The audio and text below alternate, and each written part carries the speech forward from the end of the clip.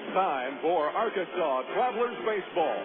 Brought to you by AT&T, Coca-Cola, Allstate Insurance, ITT Technical Institute, Miller Lite, and Arkansas Federal Credit Union. Now, let's head to the ballpark for the ITT Tech pregame show. Here's the voice of the Arkansas Travelers, Phil Elson. Live from Midland, Texas, Arkansas Traveler Baseball is on the air. Well, hello again, everybody, and a very pleasant good evening to you. Welcome to Citibank Ballpark here in Midland, as tonight minor league baseball and the Texas League present the Arkansas Travelers and the Midland RockHounds in Game 2 of a 4-game series. Phil Elson with you here on the broadcast on Air America Little Rock, 1380 KDXE. It's the ITT Technical Institute pregame show. Earning your degree may not be as difficult to fit into your life as you may think. The ITT Technical Institutes offer traditional or online programs. Find out more, go online to itt-tech.edu. Travs ended a 5-game losing streak yesterday with a dramatic 8-5 comeback win in 12 innings. Arkansas trailing by 3 in the first, and they were able to take a 5-4 lead going into the ninth.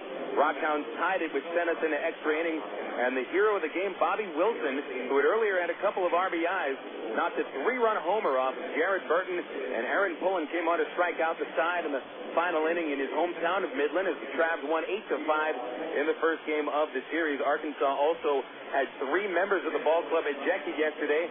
Tyrone Boykin, the Travelers skipper, was ejected following Dwayne Bacon's ejection and arguing balls and strikes.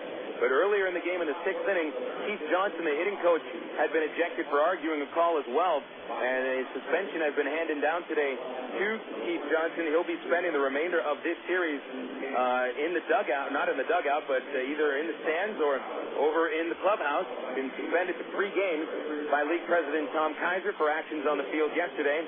Really doesn't affect the Travs on the field, but the Travs will be going the next 3 days without their hitting coach in the dugout.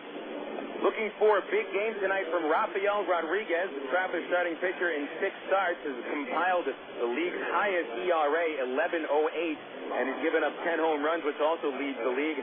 Travs looking for a lot of innings from Rafi today because the bullpen was taxed yesterday.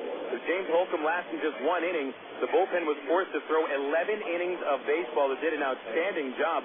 But the bullpen today is a little bit tired, so they're looking for at least 6 to maybe 7 innings out of Rafael Rodriguez tonight. Going on the mound for the Midland RockHounds, former Oakland first-round pick Ben Britt in his 5th professional season. Britt, 9 starts with the RockHounds, 1 win, 2 losses, a 3.21 ERA, and Britt is the reigning Texas League pitcher of the week, although he got no victories over his previous 2 starts. He's been pitching very well, giving up just 1 run in 14 innings. Next up on the ITT Tech pregame shows, games in the Texas League yesterday. We'll set the schedule for today as well. And after this on Air America Little Rock, 1380 KDXE. It takes teamwork to be able to reach new goals in today's complex business environment. Each one of us should strive to be a step ahead and know how to compete in a rapidly changing world. The ITT Tech School of Business is about helping people prepare for the challenges of a competitive world. ITT Technical Institute School of Business, education for the future. To find out more, call 1-800-ITT-TECH or visit us on the web. Emergency hotline, can I help you? Yes, I need help. All right, sir, what's the problem? I can't taste my beer. I take a sip, I feel it in my mouth, but there's no taste. Okay, sir, stay with me. What's your name? Robert. Okay, Robert, this is what I want you to do. Put the bottle down and step away from the beer. Okay. Walk straight down to the corner store and pick up a 6-pack of Miller Lite. Open one, take a sip, and everything should be right back to normal. Okay. Don't worry, Robert. It's going to be all right. Next time, try the light beer that actually tastes like beer. Great tasting, less selling Miller Lite. Miller, good call. Miller Brewing Company, Milwaukee, Wisconsin. My mother said, no daughter of mine is driving a truck.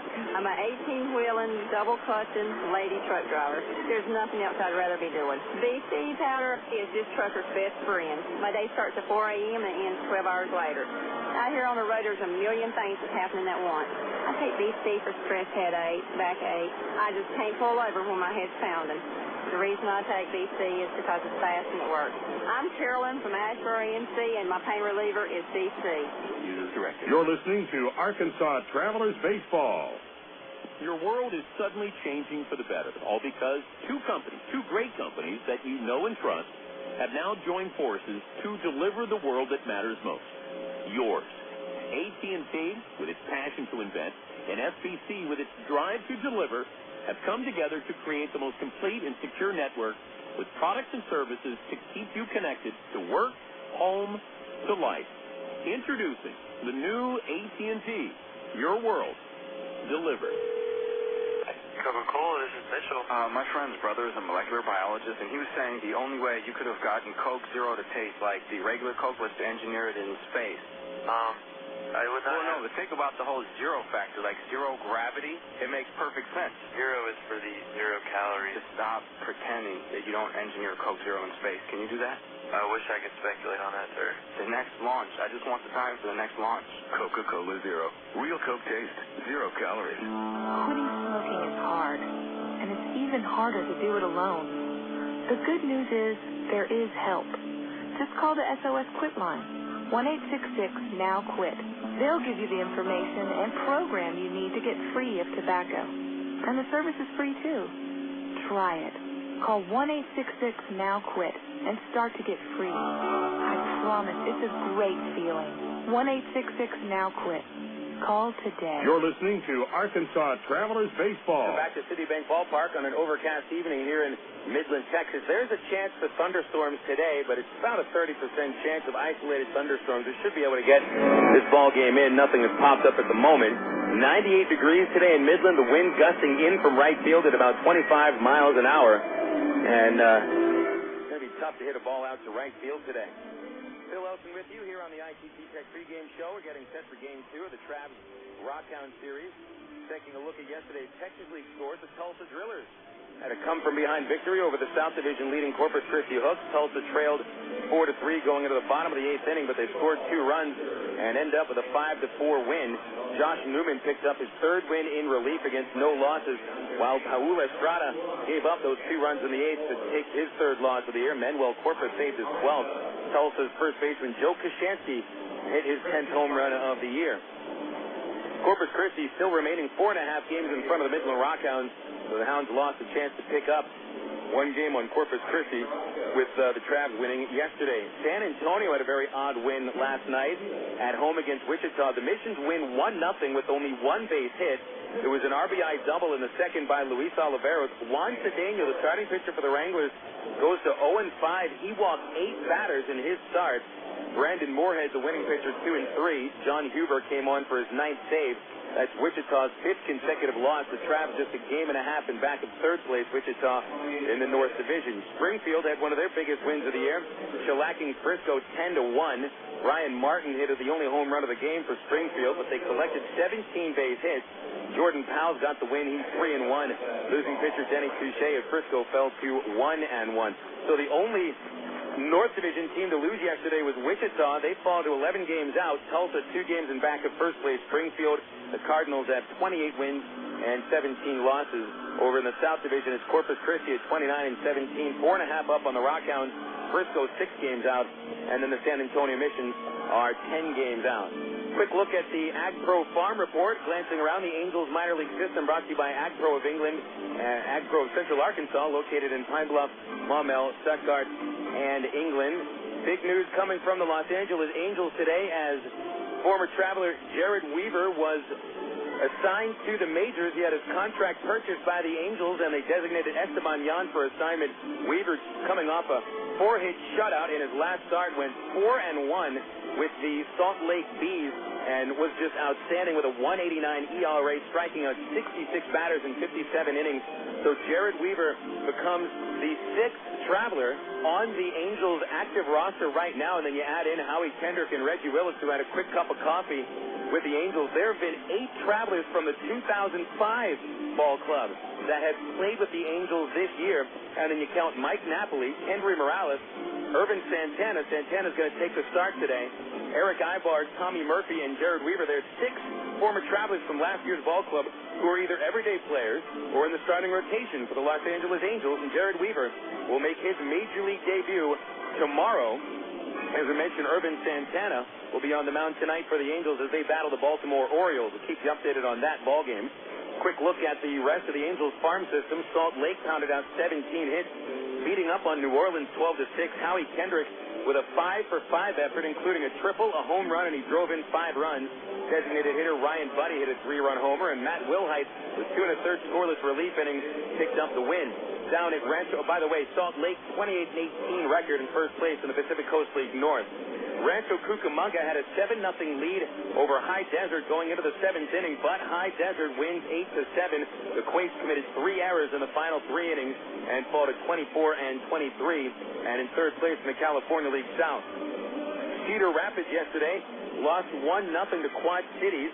The Cardinals affiliate, Nick Adenhart, who's a future Travelers starting pitcher, suffered his first loss of the year against 7 wins. He would have become the first minor league pitcher to notch 8 victories, but he was outpitched by Cedar Rapids, by Quad Cities, perhaps, and Adenhart, although he pitched well, gave up only 1 run on 7 hits, struck out 6 in 8 innings, got a complete game loss.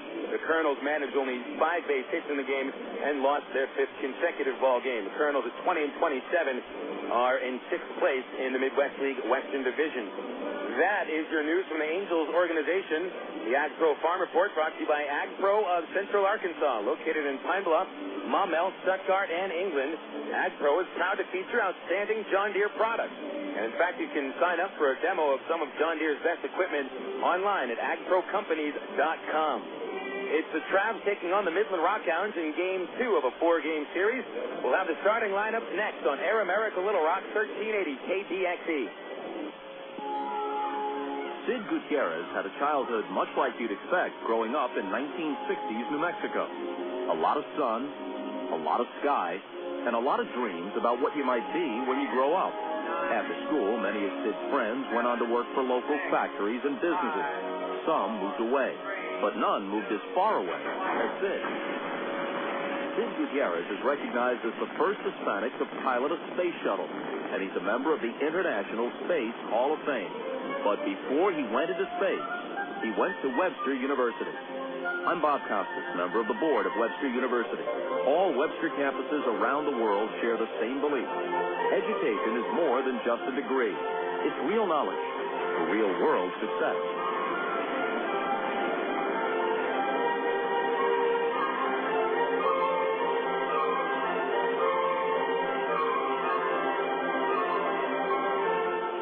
An Arkansas Federal Home Equity Loan has a 4-month fixed rate as low as 4.5% annual percentage rate with absolutely no fees. And you can access your loan with Arkansas Federal's new Visa Platinum credit card. Apply online at afcu.org or call 982-1000. A home equity loan with a 4-month fixed rate as low as 4.5% annual percentage rate with absolutely no fees is available today at Arkansas Federal. And you can use your Visa Platinum credit card to access your loan. Apply online at afcu.org or call 982-1000. You're listening to Arkansas Travelers Baseball. Citibank Ballpark on a blustery evening, as usual, here in Midland, Texas. I'm Phil Elton on the ITT Tech pregame show, and thanks for tuning in tonight. Get a little bit of a late start today. Pitchers continue to warm up in the bullpen. That'll give us a chance to remind you that Bachelor of Science degrees are available in a number of fields from ITT Tech. You can find a program in your interest online at itt-tech.edu. Here's a look at the starting lineups, beginning with the homestanding Midland RockHounds, the AA affiliate of the Oakland A's. 25 wins, 22 losses, managed in their second year by Vaughn Hayes. It'll be Eddie Cornejo, the shortstop, leading off, with Jed Morris, the right fielder, batting second. Hitting third is left fielder Travis Buck, while Vasily Spanos cleans up and plays first base. At the 5-hole is center fielder Matt Allegra. The sixth hitter is second baseman Kevin Melillo. Catcher Kurt Suzuki bats seventh. Ryan Snyder is starting as the designated hitter. He'll be batting eighth, and then batting ninth at third base, Lloyd Turner. Here's the starting lineup for the Arkansas Travelers as managed by Tyrone Boykin to a record of 16-30. Leading off is center fielder Dwayne Bacon. Eric Roslin batting second and playing second base. Three-hole hitter is shortstop Brandon Wood. Greg Porter cleaning up at first base today. Batting fifth, third baseman Matt Brown. Bobby Wilson will catch and bat sixth. Seven hitter is Matt Pauley in right field. David Gates bats eighth. He'll position in left. The designated hitter, Jason Espito, will round out the Travs starting nine. Pitching today for the Travelers is Rafael Rodriguez. 0-3 record. The right-hander has posted the highest earned run average in the Texas League this year at 11.08. That's 32 earned runs in 26 innings. Rafi allowing a 351 batting average against and a league-high 10 homers. He's been hit very hard, especially over his last couple of starts, giving up 13 hits in just 7 2/3 innings, 2 homers, and 12 runs. Rodriguez came over from Single-A Rancho Cucamonga, where he dominated California League action, going 3-0 in 3 starts, giving up only 1 run in 17 innings. So you're not quite sure what has happened with Rafael Rodriguez. His fastball is a good pitch, but a lot of batters are sitting on first pitch fastballs and crushing them. Rodriguez flattening that fastball out a little bit and goes to the slider a little bit too often and hasn't been throwing the slider for strikes. Starting pitcher for the RockHounds is Ben Fritz. Fritz a 1-2 record, right-hander with a 3.21 ERA. Fritz's earned run average is just above the top 10 in the Texas League. Doesn't have as many innings. 53 1/3 innings pitched, 46 base hits allowed, only a 235 average against Fritz, 16 walks and 36 strikeouts. Fritz coming off a pair of no decisions where he pitched well enough to garner the Texas League Pitcher of the Week award. In a no decision against Corpus Christi, 8 shutout innings and allowed only 6 base hits in the game. That game went 13 innings, and Corpus Christi pulled out a 1-0 victory. Last time out for Fritz, which was 5 days ago, 6 innings, allowing 1 hit to the Frisco Rough Riders. The bullpen couldn't hold it. He got a no decision, and the RockHounds ended up with a 2-1 win. Fritz is going through his second year in the Texas League. He pitched for Midland in 2004, had a 7-4 record with a 5.63 ERA, but had an elbow injury that caused him to go through Tommy John surgery and spent all of last season rehabbing. So Fritz is back in the Texas League, a former first-round pick out of Fresno State, where he was the Western Athletic Conference Player of the Year in 2002. May be able to hear the RockHounds are taking their positions. The umpires have said we're ready to go. The Travs in the third base dugout are ready to take the swing. And we've got one more break to take before we have the first pitch. We'll have that first pitch right after this on Air America Little Rock, 1380 KDXE. Number 5, Lloyd Turner. Coming out the mound, right-hander number 25, Ben Fritz. And those are your starting RockHounds.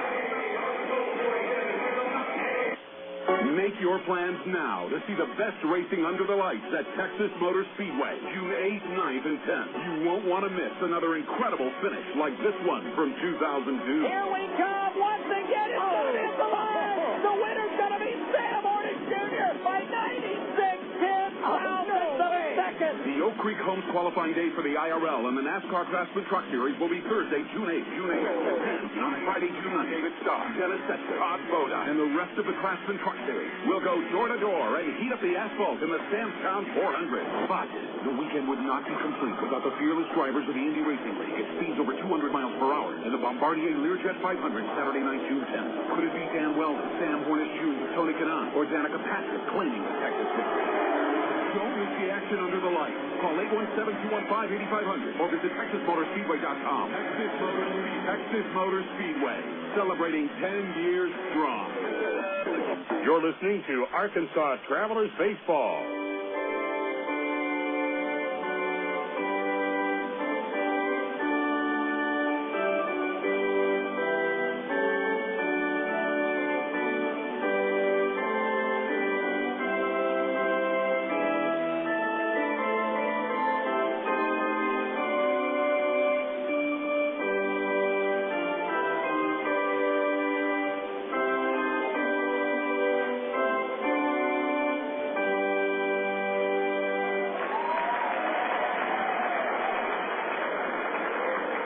And we are set to play baseball as the Travs and the Midland RockHounds are ready for Game 2 of this 4-game series.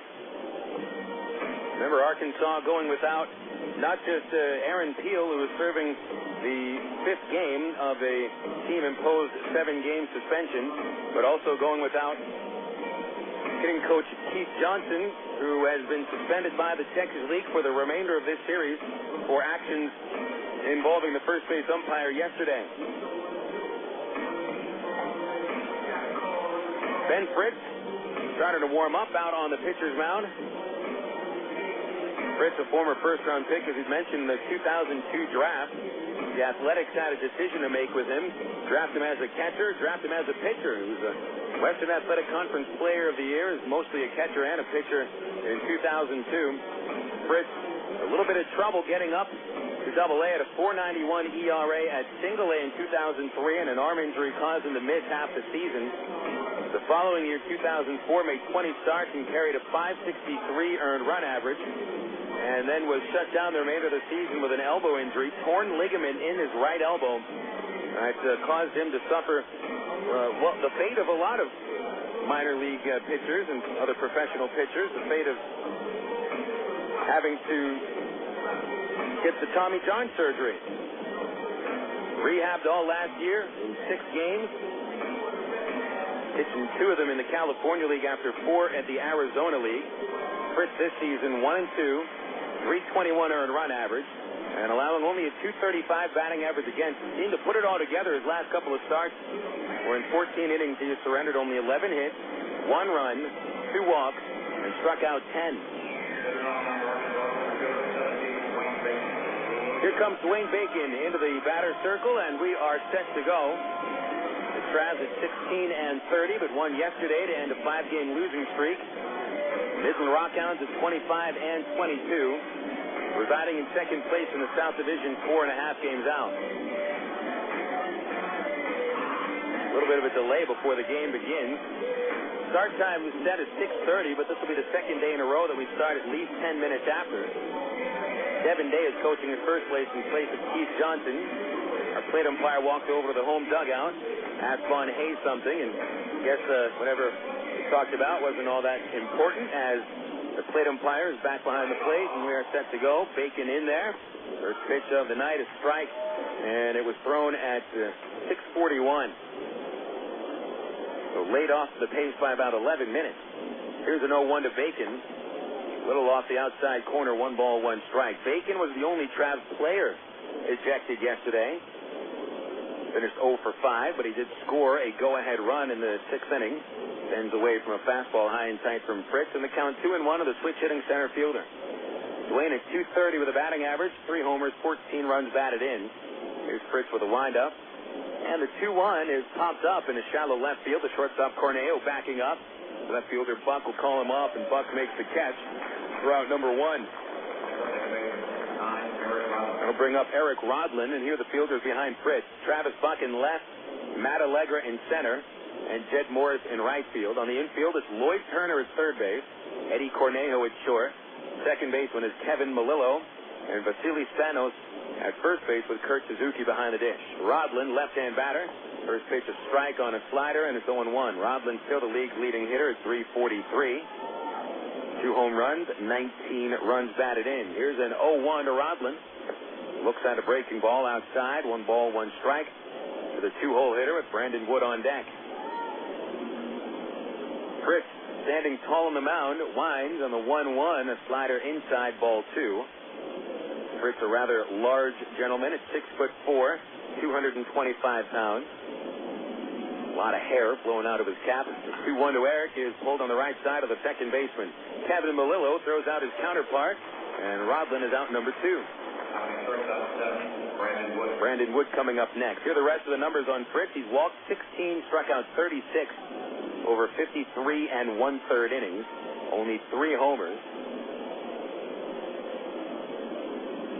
And of those home runs, 2 have been solo shots. Here's Wood, the leading home run hitter on the ball club with 9. 34 runs batted in, right-hander. Pitch from Fritz, down and away, ball 1. Wood yesterday struck out 4 times in an 0 for 5 night. Reached base his last plate appearance with a walk. The 1-0 on the way to Wood, and he'll let go of a breaking ball down low. 2 balls, no strikes from Fritz to Wood. Wind is blowing in from right, but out to the left field corner. We got swirling winds as usual in Midland. The 2-0 to Wood is swung on and fouled away behind the press box. 2-1.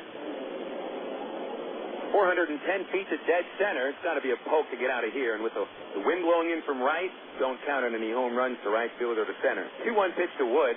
Up high, ball 3. Both Traveler home runs went into the visiting bullpen, which is in left field, right in the corner. Both David Gates and Bobby Wilson went into that bullpen yesterday, 330 feet away down the line and left. 3-1 to Woods, swing and a miss on a high fastball, and the count full. 384 feet to the end of the bullpen, which is really closer to the left field corner than dead left field. Very odd measurements here at Citibank Park. Here's a 3-2 to Wood. Check swing comebacker, rolls up the arm of Fritz, but he'll recover and flip to first to retire Wood. Rather easy first inning for Ben Fritz as the Travelers go down 1-2-3. So we'll see what Rafael Rodriguez has tonight as the young right-hander makes his way out to the pitcher's mound. Travs nothing. Here come the RockHounds up to the plate, and we'll bring you the bottom of the first after these words on Air America Little Rock, 1380 KDXE.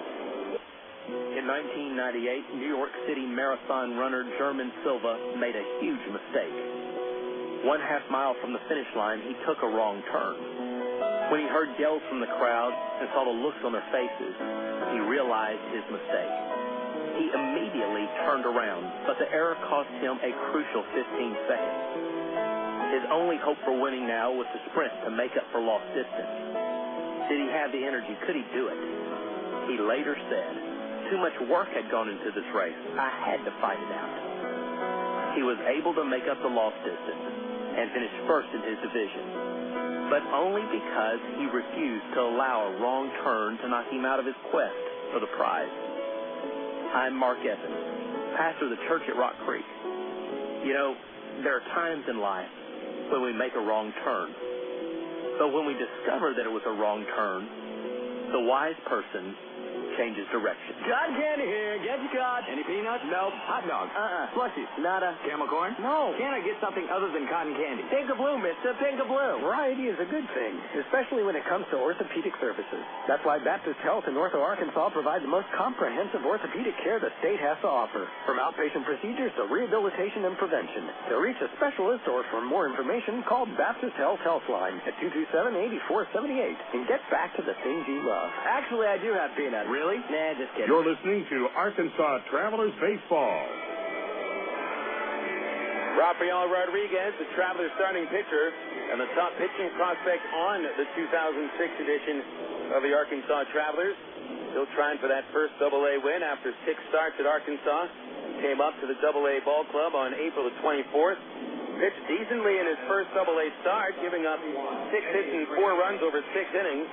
But Rodriguez has given the Travelers only 2 starts of 6 innings, hasn't pitched into the 7th at all, and has not pitched past the 5th inning either of his last 2 starts. So it's a big game for Rafael Rodriguez, not only trying to get the Travelers a second straight win, but just trying to get some footing here in his first go-around at AA.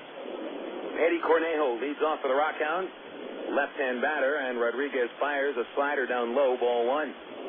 It'll be Cornejo, Jed Morris. Here in the first, Cornejo hitting .255. And hey, here's a 1-0 pitch. And it's over the outside corner for a called strike, 1-1. Rodriguez standing 6'1". He's at 175 pounds. Very young at 21 years old.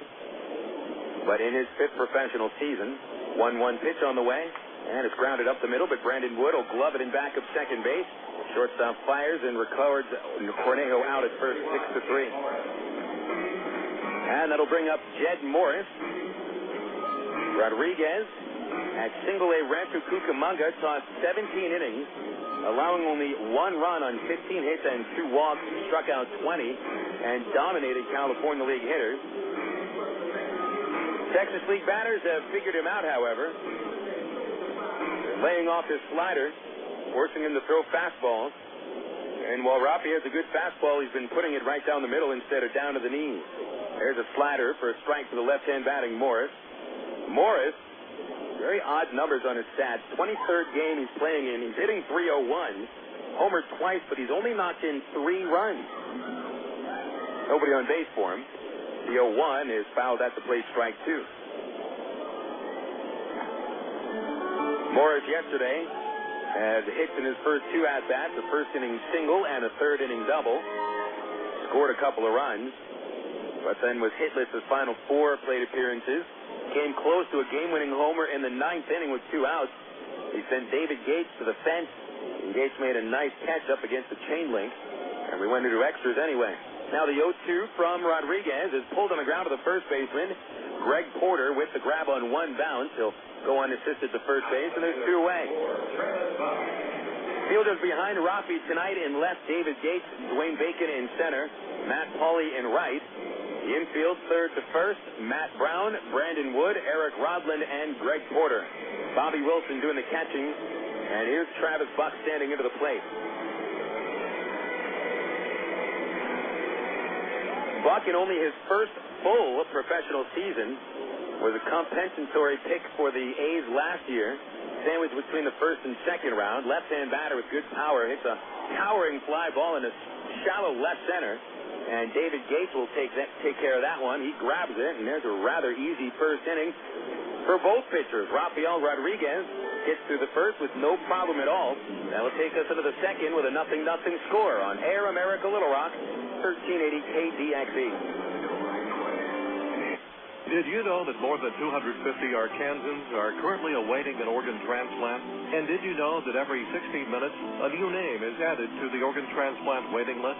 You can help to reduce these numbers by registering to become an organ donor. Call the Arkansas Regional Organ Recovery Agency at 866-660-5433 or visit the Aurora website at www.arora.org to learn more. Become an organ donor. Give hope. In today's busy world, who has time for questions? Where to go, how to get there, what to eat? With over 30 locations in Central, North Central, and Northeast Arkansas, Double B's has the answers. Double B's makes it easy to stop in and get on with your day, wherever you are. Start your day with Double B's Coffee Cafe. Gourmet coffee, better than most coffee houses. Grab lunch on the go with delicious selections from Quiznos, Pizza Pro, Baskin-Robbins, Chester's Fried Chicken, or Subway. Clean your auto with a car wash. And all Double B's locations feature pay-at-the-pump technology, so you're back on the road in no time. Make the most of your time and stop worrying about life's little questions. We've got the answers at Double B's. Dr. Pepper, the taste of originality, Dr. Pepper.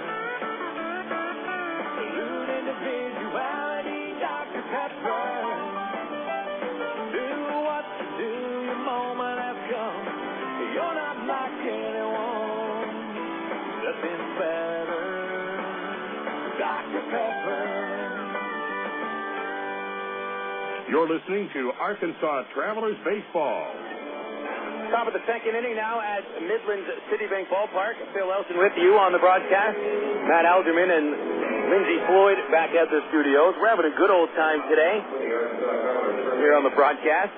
Greg Porter will lead off the second inning, followed by Matt Brown and Bobby Wilson. Ben Fritz threw 14 pitches to record 3 quick outs in the top half of the first. And here comes Porter up to the plate. Greg's cooled off a little bit, hitless over his last 12 at-bats. He had carried Arkansas's offense for the better part of 3 weeks. Left-hand batter hitting .292 and a pitch on the way from Ben Fritz. Strike over the outside corner as his fastball gets him ahead 0-1. Porter with 6 homers and 22 runs batted in. Greg yesterday, however, 0 for 4. The 0-1 pitch, inside, 1 ball, 1 strike. Porter reached twice yesterday.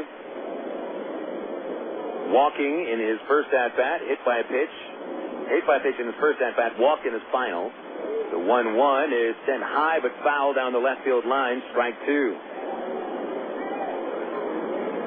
Porter scored the winning run yesterday. He was walked by Anthony Rawson in the 12th inning. Rawson followed that with a walk of Matt Brown before Jared Burton came in and Bobby Wilson hit a 3-run homer with Porter scoring the first run. Here's a 1-2 to Greg. Swung on, fouled off again over the left side. Still a ball and 2 strikes. Porter continues to play at first base. And really, there's no other first baseman on the club except for Matt Pauley, and he's going to be playing a lot of outfield. Pitch is lined towards the right field corner, and it's a fair ball. Could be extra bases. Porter's around first on his way to second. Jed Morris picks it up too late, and Greg's at second base with a stand-up double. Double number 9 on the year for Porter. And after Fritz threw him a couple of consecutive fastballs that Porter was late swinging on, came inside with a fastball, and Porter yanks it into the right field corner. So a leadoff double puts the Travs in position for an RBI Here comes Matt Brown. Brown, no runs batted in his last 75 at-bats. So Louis broke out of a slump yesterday with 3 hits, 2 doubles, 1 single, and he scored 3 runs. So Brown's starting to get the swing of it again. Perhaps he can drive home Porter. Held on by Cornejo, but he'll back off. Pitch on the way. High fastball, missing. 1-0 the count on Brown. Right hand hitting Brown, hitting .282. 6 homers, 17 batted in. No runs batted in his last 19 games. Fritz's 1-0 is on the outside corner with a slider. Strike 1 called. Keep in mind, Fritz has allowed just 1 run over his previous 2 starts. And that covers 14 innings. Into the stretch he goes. A glance at Porter. The 1-1 is hit line into left field. Going back on it is Buck. He'll make the catch at the warning track and keep Porter at second base on the first out of the inning. Nice piece of hitting by Matt Brown. Hit it deep to left, but Buck, who's a pretty good outfielder, made the catch in front of the warning track for the out, and that'll bring up Bobby Wilson. So Brown's RBI-less streak continues, although certainly not from a lack of hitting the ball hard. Here's Wilson. Bobby, 9 RBIs over the last 8 games. 5 of them yesterday. A pair of RBI singles and that game-winning 3-run homer in the 12th. Right-hand batter, Wilson has raised his average to .315. Fritz sets, checks Porter, and delivers a curveball. Wilson swings and misses. 0-1 the count. Leadoff double by Porter, the only hit so far. Fritz has set down 4 of 5 men faced. Going up against a hot hitter in Wilson, who's hitting .364 over the last 8 games. It's an 0-1 pitch, and it's ripped deep down the left field corner, but hooking, and it is a foul ball. Wilson thought it was foul from the get-go, and he stayed in the batter's box while the ball sailed into the left field corner. It was fouled only by about a foot. But Bobby has been hitting a lot of line drives and high fly balls deep into left field foul. Seems to be a little bit in front on occasion, but when he straightens it out, boy, Bobby Wilson's got a nice line drive stroke. He's down to the hole 0-2. A couple of his hits yesterday were on 0-2 counts. Here's the pitch. Low and outside, ball 1. So Wilson showing to be very good behind the plate as a catcher. Maybe better than anticipated at the plate as a hitter. You like the way he approaches with 2 strikes. Here's a 1-2. Swung on, rolled on the right side. It moved Porter up, but Melillo throws Wilson out at first base. And it'll be a 2-out RBI situation for Matt Pauley. Pauley was driven in 13 runs since joining the Travs from Single A Rancho Cucamonga. Matt with 29 RBIs between the 2 ball clubs. And if he was going for the full season, he would rank second on the Travs with those 29 batted in. How about a 30th? He's got Porter at third base with 2 outs. Fritz will go from the stretch. Here's a pitch. And Pauley takes a low slider for ball 1. Left-handed batting Pauley in his 16th game at Arkansas, hitting .262, 3 home runs. Looking for his second RBI of the road trip. The 1-0, swing and a miss. Fritz took something off the curveball, and it's 1 ball and 1 strike. Fritz's career record of 14 wins and 17 losses. Coming into the season, career ERA at .469. A 1-1 to Pauley. He let it go away. Thought about swinging, but held back. 2 balls, 1 strike on the 7-hitting Pauley. Fritz only made 6 appearances last year, 20 the year before. Hasn't had a full season of work over his career. 2-1, lined up the middle, and the shortstop stopped it. Cornejo was only able to stop it before getting up and holding onto the baseball, so Porter scores from third base, and Matt Pauley makes it a 1-0 Travs lead. Soft line drive up the middle by Pauley. Cornejo showed nice range, just stopping the ball up the middle with a dive attempt, but he had no chance to record the out at first, so Pauley knocks in his 14th of the season, and Arkansas leads 1-0. Nice to see that they don't waste that lead-off double. Get a guy in the scoring position with nobody out. You should really be able to score him, and the Travs do so here in the second. Gates, the batter. Big curveball from Fritz gets ahead 0-1. Gator, a homer in the first at-bat he had yesterday, a triple to dead center, and then scored on an ensuing error by the center fielder Allegra. He had a big game yesterday. Here's an 0-1. Swung on, foul ball, high in the air over first base. Spanos watches it sail into the seats, and it's 0-2 on Gates. Gates had a couple of very impressive shots yesterday. He would have had 2 home runs if he was playing at Ray-Winder Field. We mentioned it's 410 feet to dead center. Gates hit his triple to dead center at least 405 feet because it went up against the batter's eye. Here's the 0-2 in the dirt, but blocked by Suzuki. And Paulie holds it first. 1 ball, 2 strikes. Gator playing in his 24th game with the Travs, but he's starting for the 7th consecutive game. He had gone a good month without playing in back-to-back games, but starting to get the feel of it. Here's the stretch. Fritz delivers. And Gates swings and misses out a slider to end the second inning. Travs grab the lead. 1 run, a couple of hits, one man left. Matt Paulie makes it 1-0 Travs as we head into the bottom of the second inning on Air America Little Rock, 1380 KBXE. The romance begins at Cupid's. Choose from Central Arkansas's largest selection of apparel and lingerie in every size, style, and color. And don't forget the wide selection of menswear, toys, massage oil, and lotion. It's Cupid's Lingerie and more. 2585 Donaghy Street in the Townsend Plaza, Conway, 65th and Scott Hamilton, and 9700 North Rodney Perelman in Little Rock, plus 3360 Central Avenue in Hot Springs. Just look for the purple neon hearts, and you'll know you're in the right place. Cupid's Lingerie and more. Hey, fans, it's easy to get discount tickets to Travs games all year thanks to Ready Ice. Arkansas's #1 ice company, Ready Ice presents Ready Ice Wednesdays at Ray-Winder Field. Just pick up a discount coupon for any Wednesday Travs home game anywhere Ready Ice is sold, like most Shell and Exxon gas stations.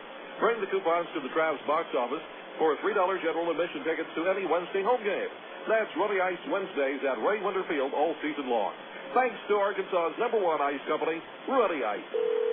Emergency hotline, can I help you? Yes, I need help. All right, sir, what's the problem? I can't taste my beer. I feel it in my mouth, but there's no taste. Okay, sir, this is what I want you to do. Put the bottle down and step away from the beer. Okay. Walk straight to the corner store and pick up a 6-pack of Miller Lite. Okay. Don't worry, it's going to be all right. Next time, try the light beer that actually tastes like beer. Great tasting, less selling Miller Lite. Miller, good call. Miller Brewing Company, Milwaukee, Wisconsin. You're listening to Arkansas Travelers Baseball. Heading into the bottom of the second inning here at Citibank Ballpark. Cloud cover starting to break up, and we've got some blue skies ahead. Travs take a 1-0 lead at the top of the second inning. Matt Paulie drives home Greg Porter. So Rafael Rodriguez has the lead to work with. Rafi hasn't had many leads to work with because usually he is behind by the time you get into the third inning. Rodriguez, who has allowed 33 runs in his 6 starts at Arkansas. Of those 33 runs, 16 of them have come over the first 2 innings of a ball game. And so Rodriguez has given up 11 runs in the second inning at a AA Arkansas. Comes into the second inning to face the middle 3 hitters in the Midland order. Leading off is Vasily Spanos, right-handed cleanup batter. Spanos hovers over the plate and puts the bat parallel on his shoulder. Pitch on the way from the right-hander Rodriguez. Down and away for ball 1. Spanos last night was called out on strikes 3 times. And between the 2 teams yesterday, there were 12 batters called out on a 3rd strike. A 1-0 pitch on the way. Spanos hits a fly ball into straightaway center. Dwayne Bacon has a beat drifting in, and Bacon makes the catch to record Spanos out. 1 away, bringing up Matt Allegra. Each team yesterday was caught looking 6 times through 12 innings. It's a lot more than you usually get. I was checking back in the scorebook that about average, maybe 4, 5, possibly 6 called 3rd strikes in the ball game, but yesterday he had 12. Here's Matt Allegra. He struck out 3 times yesterday. All 3 of them were swinging. That's part of his style. Allegra, not a very patient batter. Right-handed with power. First pitch from Rafael, a strike to the knees with a fastball, and it's 0-1. Allegra hitting .303 in 19 games with the RockHounds after start of the season at Single A Stockton, where he went 1 for 24. An 0-1 pitch to Allegra, low and away, 1 ball, 1 strike.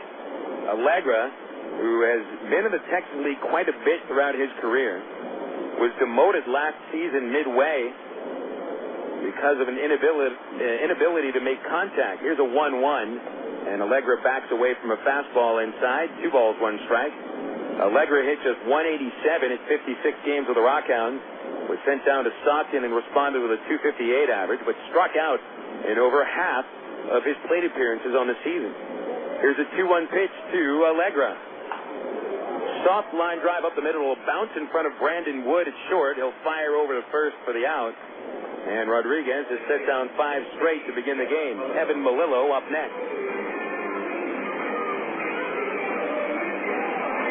Here comes Kevin Melillo, a.k.a. Spoon Man, I guess. Spoon Man about to step in from the left side, a .268 hitter. 2 home runs, 17 driven in. 1-0 Travs, bottom 2. 2 outs, Rodriguez finds the sign. And the right-hander winds up. His first pitch to Melillo is a slider, low and inside, ball 1. Melillo yesterday scored the tying run of the 9th inning. His only base hit of the game, he led off with a smash off Greg Porter's shoulder for a double, which scored on a sacrifice fly. There's a 1-0 on the way from Rodriguez. Ripped down the right field line, but fouled by a good 7 feet. Strike 1 to Melillo. Melillo made his presence felt last year in the Oakland A's system with a big season split between 3 levels in the organization. He started at Single A Kane County, playing 78 games, hit .400 in the California League, and then responded in the Texas League, hitting .282, and hit very well in the playoffs. The 1-1, a little dribbler in front of the mound. That'll be an easy play for Rodriguez. Soft toss to first base, and he completes his second perfect inning of the row. 6 up, 6 down for Rafi over 2 innings. He looks good. 1-0 Travs heading into the 3rd inning on Air America Little Rock, 1380 KDXE. Make your plans now to see the best racing under the lights at Texas Motor Speedway, June 8th, 9th, and 10th. You won't want to miss another incredible finish like this one from 2002. Here we come once again. It's going to be at the line. The winner's going to be Sam Hornick Jr. by 96 thousandths of a second. The Oak Creek Homes qualifying day for the IRL and the NASCAR Craftsman Truck Series will be Thursday, June 8th. And on Friday, June 9th, David Starr, Dennis Setzer, Todd Boda, and the rest of the Craftsman Truck Series will go door to door and heat up the asphalt in the Samstown 400. But the weekend would not be complete without the fearless drivers of the Indy Racing League at speeds over 200 miles per hour in the Bombardier Learjet 500 Saturday night, June 10th. Could it be Dan Weldon, Sam Hornish Jr., Tony Kanaan, or Danica Patrick claiming the Texas victory? Don't miss the action under the lights. Call 817-215-8500 or visit TexasMotorspeedway.com. Texas Motor Speedway, celebrating 10 years strong. Do you have an interest in broadcasting, enjoy baseball, and are looking for a part-time job opportunity? Well, maybe we have what you're looking for. KDXE AM 1380 is the home for Arkansas Travelers Baseball, and we need to add to our staff of board operators for Travelers games. Your responsibility will involve the process of putting Arkansas Travelers games on the air. The work schedule includes weeknights and weekends shared with other staff board operators. No experience in broadcasting is necessary, and learning our system for game broadcasts is easy. If you're interested, give us a call at 501-221-1380. That's 501-221-1380.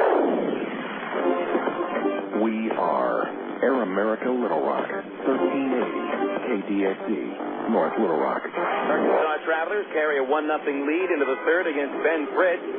Bill Elson with you on Air America Little Rock, 1380 KDXE. We're about to get in to the start of the other games in the Texas League. Midland starts their games earlier than any other Texas League team does. 6:30 start times most of the year. We did get started a little bit late today, but they're about to get started at Tulsa, where the Corpus Christi Hooks visit the Drillers. Mitch Talbot of the Hooks at 1-3. Tulsa sends Stephen Register at 1-2. We'll give you the other games in just a moment. Jason Espedo leading off the 3rd inning, and the first pitch from Ben Fritz is down low for a ball. San Antonio playing host to Wichita, 7:05 first pitch. Travis Blackley at 4-2 for the Missions. Espedo out in front of a change, pulls it foul, strike 1.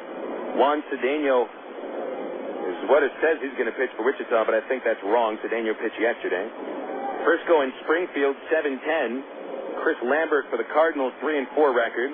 Andy Walker for the Rough Riders, 2-2. 1-1 pitch to Espedo is out high, and it's a 2-1 count on the 9-hitter. Espedo followed by Dwayne Bacon and Eric Rodland. Here's Fritz's 2-1, and Jason fouls it back. 2 balls, 2 strikes. Espedo batted ninth yesterday, 0 for 4. Seeing him in the 9-hole quite a bit these days as Eric Rodland continues in the 2 slot with Aaron Peel still on the suspended list. Here's a 2-2 pitch up high to Espedo. A check swing, no appeal. It's a full count. Espedo is hitting .265, 7 home runs, which ranks second on the ball club. 19 runs batted in. The 3-2 pitch from Fritz. Swing and a miss, strike 3, and Espedo tried to hold back on a high fastball, but the momentum of his body carried the bat through, and he is the second strikeout victim for Fritz. 1 away in the 3rd inning. Fritz has faced 9 batters. Only 2 have reached. Porter a leadoff double in the 2nd, and Matt Pauley singled him home. Dwayne Bacon flied to left field in the 1st. He's batting now with 1 out and no one on. Pitch on the way from Fritz. Shows bunt, brings it back, and it's low. A 1-0 count on Bacon. Dwayne 2 for 18 on this road trip. Average sinking below 230 now. He had an outstanding homestand last week. The 1-0 pitch. Up high, 2-0. But Bacon slumping a little bit here on the trip. Defensively, however, Bacon has looked much stronger the last couple of games. The 2-0 count and the pitch on the way. It's up high again, and Fritz has missed with the first 3 pitches of Bacon all in the same spot. High to the center fielder, who's listed at 6'1". Bacon's really around 5'11", 6 foot. 3-0 pitch. Got it on the outside corner, 3-1. Fritz hasn't walked anyone yet. 3-1 to Bacon. Strike 2 on the outside corner.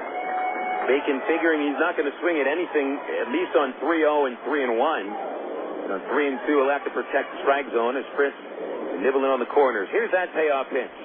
Fouled straight back, and it's still full. 1-0 Arkansas. So far, Rafael Rodriguez looking very sharp. He has faced 6 and set them all down. Crabs grab the lead in the 2nd. Here's a 3-2 to Bacon. Check swing, foul ball.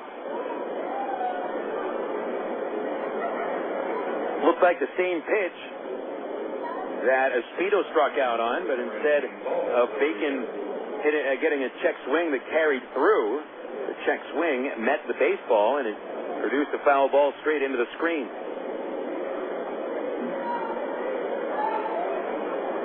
Full on Bacon, Rodland on deck. 1 out, no one on. Fritz finds the sign from Suzuki and deals low, and he walks Bacon. Tried the breaking ball, and Blaine takes the 1-out walk, and the league's leading base stealer is aboard. Bacon has stolen 17, including 1 yesterday. The situation almost like this one. Instead of the 3rd inning, it was the 6th. Trabs had been tied at that point. Rodland squared around and blocked the catcher's view of first base. He never saw Bacon running with the pitch and never threw it. But Bacon had his easiest steal of the season and ended up scoring on a Rodland single. There's a throw to first base, and back in is Bacon. We should expect to see a couple of more throws over. Kurt Suzuki, the Midland catcher, pretty stout defensively. He's retired 16 of the 30 attempted base stealers. Bacon out to a 5-step lead. Pitch to Rodland is low, 1-0 the count, and Bacon didn't look very shifty there.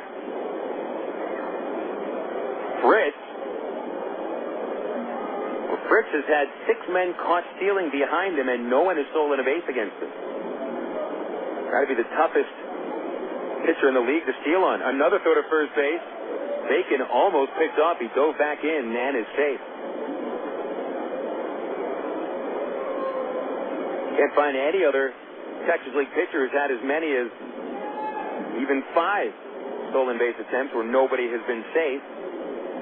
The 1-0 count, the stretch, and the pitch. Bacon is running. It is low. The throw to second base is on the money, and Bacon is out. Boy, Fritz, he knows how to hold the runner on base. He threw 2 times over to first. Bacon, I wasn't sure if he had taken an extra half step back to the bag, but Fritz has a nice-looking slide step. So Fritz has now had all 7 men trying to steal caught, and Bacon caught stealing only the 4th time in 21 tries this year. Went 2-6, 2 outs. It's a 2-0 pitch to Eric Rodland, and he foul tips it off the catcher's mitt. It's 2-1.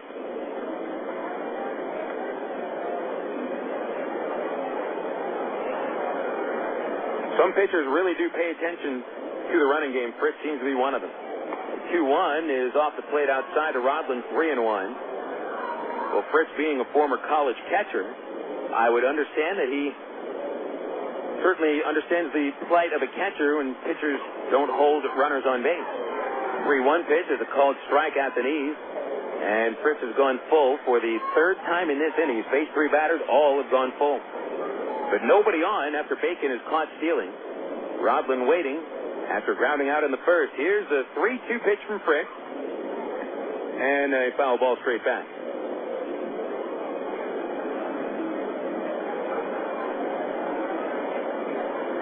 Fritz with a couple of strikeouts and 1 walk. Here's another payoff to Rodland. Check swing, appeal to third, and the third base umpire said he went around. Strike 3. The inning is over. No runs for the Travs in the 3rd inning. No hits.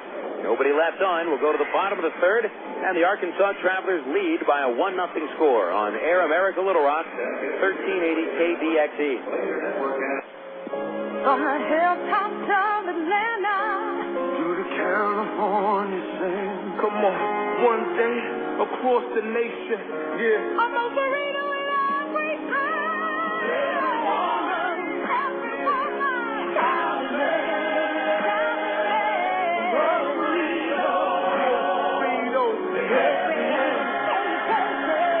Moe's Burritos, 2834 North Hills Boulevard in North Little Rock by Kroger's at North Hills and McCain.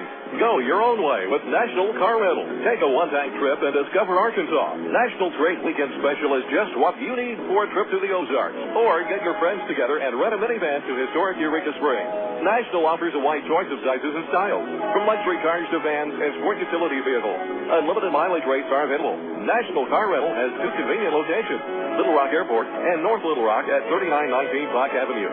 See National Car Rental's ad in the yellow pages. Go your own way with National Car Rental. 1, 2, 3. We're at the supermarket checking out shopping lists. Oh, here's mine. Let's see. Milk, cheese, yogurt, ding, ding, ding. Oh, do I win? Well, actually, you probably lose. What? Lose inches. Oh? These studies show that people following a proper reduced calorie diet that included 3 servings of milk, cheese, or yogurt every day had better weight loss results and trimmed more from their waistline than if they just cut calories alone. So eat 3 cool, creamy servings of milk, cheese, or yogurt a day. Wow, I consider that a win. Have you had your 3 today?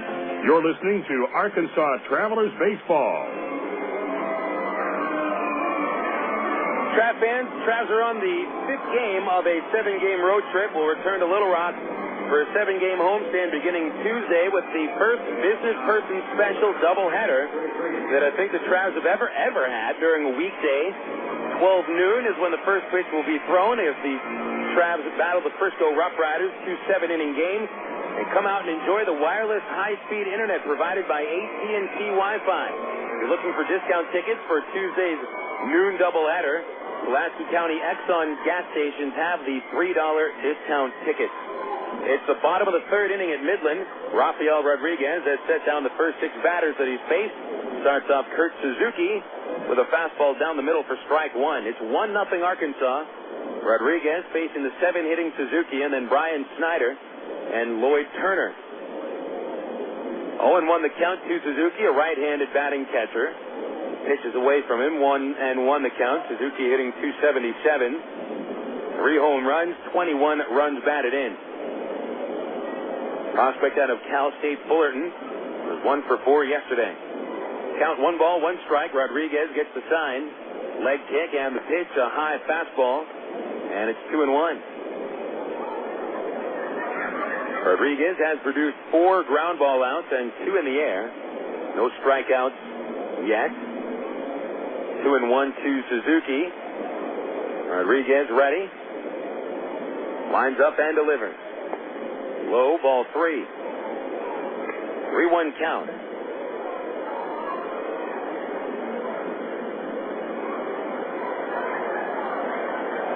Next Wednesday, Arkansas Federal Credit Union free night.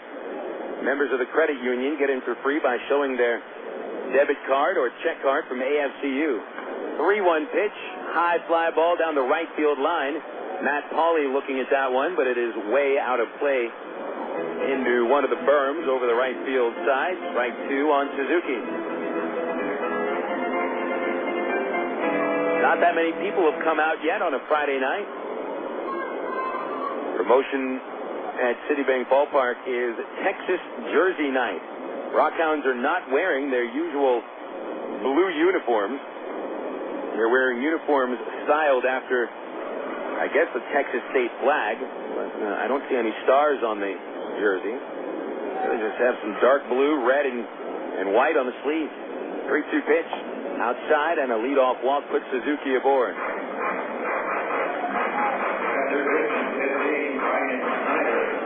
Brian Snyder about to stand in. So the first base runner that Rodriguez allows, a leadoff walk in the third inning.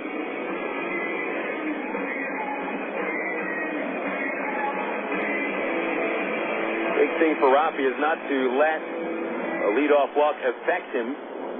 He still looked very strong. Snyder is hitting only 176, a righty. Pitch is chopped along the line at third, but foul, where it's picked up by Vaughn Hayes, the skipper of the RockHounds in his second year. Hayes managed the RockHounds to Midland's first ever professional baseball championship, beating Arkansas, of course, in the Texas League Championship Series last year. I got to look at some of the championship rings. They're looking very nice. The 0-1 called strike 2 over the outside corner.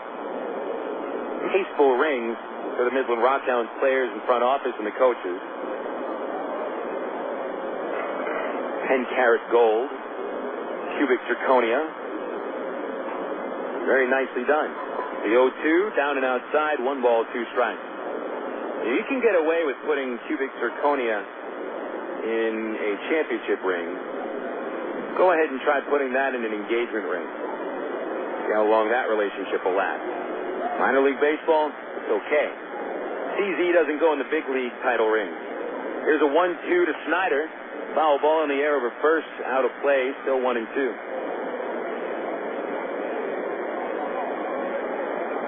Snyder hitting 176, 2 homers, 19 runs batted in. Sat out yesterday. He's the DH in place of Danny Putnam, who sits with a nerve problem in his left leg. 1-2 pitch to Snyder. Low and outside. The Rodriguez breaking pitch just missed that outside corner, and it's 2-2. 1-0 Arkansas, bottom of the third. Man on base, that's Kurt Suzuki. Nobody out. Snyder the batter. He's in the 8th spot. Lloyd Turner on deck. Both batters in long hitless slumps. A 2-2 pitch. Snyder looks at strike 3 on a slider that broke on the outside corner. So Rodriguez gets his first strikeout of the game, and Snyder is hitless in his last 19 at-bats.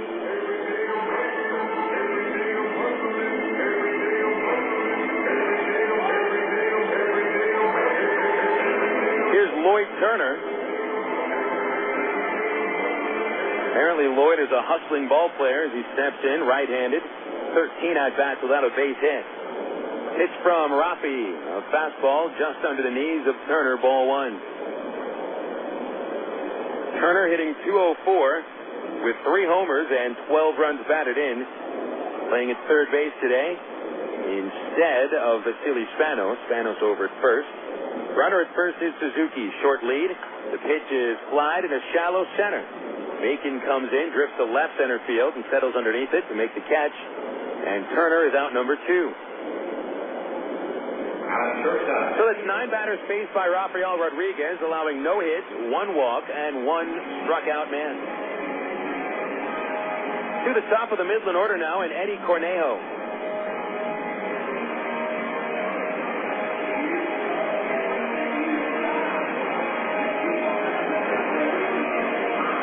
Cornejo was a true late addition into the lineup. He was not inserted into Von Hayes' original starting 9. Ronnie Merrill was going to start at shortstop, but for a reason that was not disclosed, Merrill sits the bench today, and Cornejo gets the start instead. It's to Cornejo. Check swing strike. Went across the plate on a slider that moved down and in. 1-0 the count on Cornejo, who grounded out in the first inning to the shortstop, Brandon Wood. 1-0 Travs. Rodriguez trying to pitch around the leadoff walk. He's kept Suzuki at first, 2 outs. Here's the 0-1. Suzuki runs. Pitch a strike. The throw to second is on the money and in time for out number 3. So Suzuki caught stealing 2-6. Bobby Wilson throws out his 19th attempted base stealer this year. And Rodriguez has pitched 3 innings of shutout ball. 1-0 Arkansas heading into the 4th on Air America Little Rock, 1380 KDXE. You signaled your turn. You merged without cutting anyone off. You stopped because the light was red. Through rain and sleet, through dark of night, 365 and 1/4 days a year, you drive safely. Now Allstate rewards you for being the hero you are. Introducing the Safe Driving Bonus. For every 6 months you don't have an accident, Allstate will give you an extra bonus. Actual cash off your renewal bill. That's on top of any discount you've already received. It's time to make the world a better place to drive. That's Allstate, Stan. Are you in good hands? Get Allstate Your Choice Auto Insurance today. Call a local Allstate agent or 1-800-ALLSTATE. You can start earning your safe driving bonus the day you sign up. Features optional and subject to terms, conditions, and availability. Patent pending. Allstate Property and Casualty Insurance Company. Allstate Fire and Casualty Insurance Company, Northbrook, Illinois. Get out today and hit the links. Stone Lakes. Stone Lakes Golf Course is rated as one of the best public courses in the state. Sporting beautiful bent grass greens, plus lush fairways and tees. Stone Lakes has matured over the past 3 years into a true test of golf. Stone Lakes features reasonable green speed and 18 lake-style holes located 1 mile off I-440 on Faulkner Lake Road.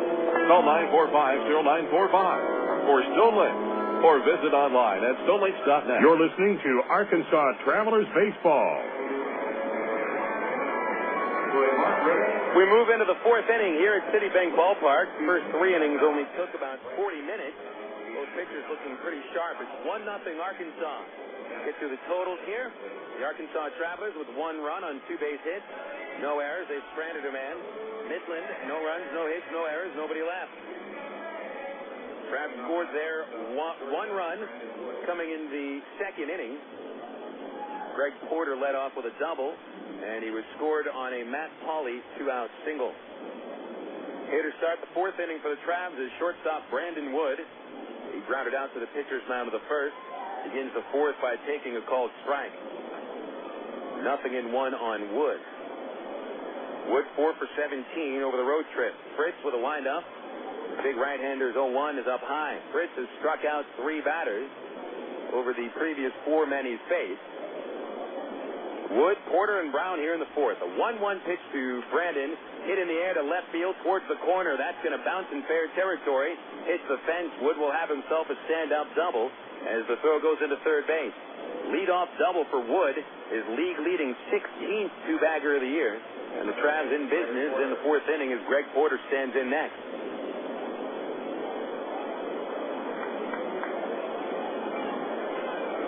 So the Travs collected 2 hits over the first 3 innings. And the leadoff batter of the 4th is a double. Here's Porter. Porter began the 2nd with a double to the right field corner and scored on the Pauley infield hit. Fritz will set, check Wood, and deliver. A strike on the inside corner. A slider just breaking to the knees, and it's 0-1. Porter has driven in 22 on the season. 16 of them over the last 3 weeks. The 0-1 pitch, called strike 2. Fastball on the outside corner, and Porter quickly in the hole.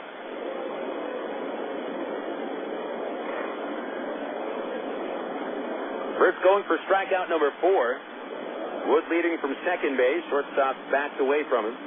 The pitch to Porter is inside. Fritz tried a slider. Porter with a decent eye, taking a close one there. 1-2 to count on the Traveler first baseman. Order broke a 12 at-bat hitless slump with his second inning double.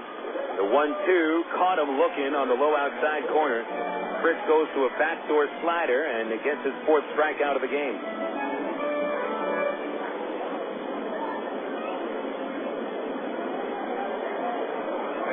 One away in the fourth inning, and here's Matt Brown.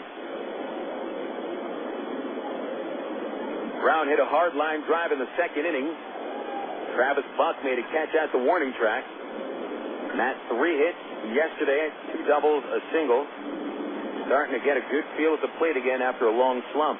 Pitch is hit down the line in left field, a fair ball, and that will score Brandon Wood to make it 2-0. Standing into second base is Brown as the left fielder Buck comes halfway in and picks the ball up. Some of the RockHounds thought that was a foul ball. The third base umpire made the call, and now here comes Vaughn Hayes out of the dugout to get an explanation. Couldn't tell from up here whether it was fair or not. Hayes talking with the plate umpire. You'll notice we're not giving them names today. Now he's going to ask the third base umpire where that one hit. Third base ump got a good look at it. He didn't get himself turned around. Brown, if this will stand, and it should, it'll be his first RBI in 77 at-bats. Now the umpire from third comes down to the plate umpire, and they're going to talk about this. And we'll see if Brown keeps the RBI. They're going to call it a foul ball, and Brown will not get that run batted in. Ty Boykin wants an explanation now, and he deserves one. I guess that the plate umpire saw something that the third base umpire didn't. Third base ump did have a delayed call, so he may have felt forced to make a decision on a call that he hadn't really seen. So Wood comes back out of the dugout. He had already scored and taken off his helmet. Now he's walking up to second base. Brown, I'm not going to say he had an RBI robbed from him because, that may have been the right call. I couldn't see it from up here.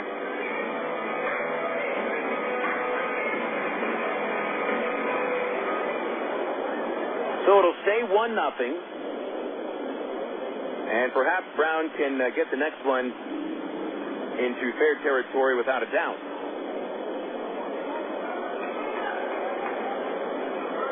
So it's 0-1 on Brown. He's already done a lot of walking. Trotted around first into second base, what he thought was a stand-up double, and had to come back into the dugout, grab some more pine tar, come back up to the plate. Now an 0-1 pitch from Fritz is high, and it's 1 ball, 1 strike. Ty Boykin seemed to be pleased enough with the call of the plate umpire. The third base ump asked for help. The plate umpire gave him help. And at that point, it's the plate umpire's call. Here's the 1-1. High and tight, 2-1 on Brownie.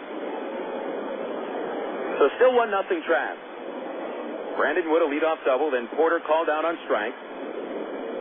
It is 2-1 on Brown, and Bobby Wilson on deck. Wind is picking up, blowing in a little bit harder from right field, which means it swirls a little harder and blows out further to the left field corner. Fritz checking Wood. 2-1 to Brown, a high slider, and it's 3-1.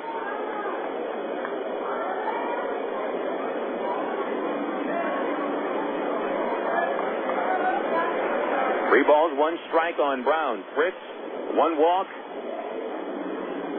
Usually doesn't walk a lot of batters. Here's the pitch. Look out. Had to duck underneath it, and Brown will take his free base. So instead of an RBI, Brown gets the base on balls. 2 on, 1 out for Bobby Wilson. Fritz, who out of the 16 walks he had issued over his first 9 starts, 6 of them came in 1 start on April the 30th. So he really had scattered 10 walks over 8 other performances. Just outstanding control numbers. He's walked 2 of the last 5 batters that he's faced. Now it's Wilson standing into the plate. Bobby grounded out to the second baseman in the second inning after a 3-for-6, 5 RBI effort yesterday.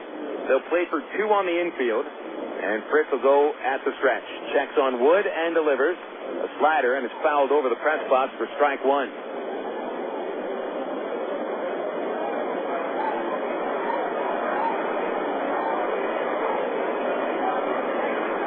Fritz pretty tough on right-handers. of the Travelers' 3 hits, 2 from lefties. Fritz throws across his body a little bit, steps towards third base somewhat when he delivers. Pitch to Bobby Wilson, lofts it in the air to left field towards the line. Buck is there, and he makes the catch. That was good positioning by Buck. Medium depth left field, close, not very close to the foul line, but closer than usual. So we didn't have to go all that far to bring it in. 2 outs, bringing up Matt Pauley. Fritz allows a .211 average to right-handers. Lefties bat .268 against him. So Pauley collected the RBI single in the second. A left-hand batter who drove in Greg Porter for that 1-0 Travs lead. It's currently 1-0 still in the fourth. Wood at second, Brown at first. Pitch to Pauley is a called strike on the inside corner.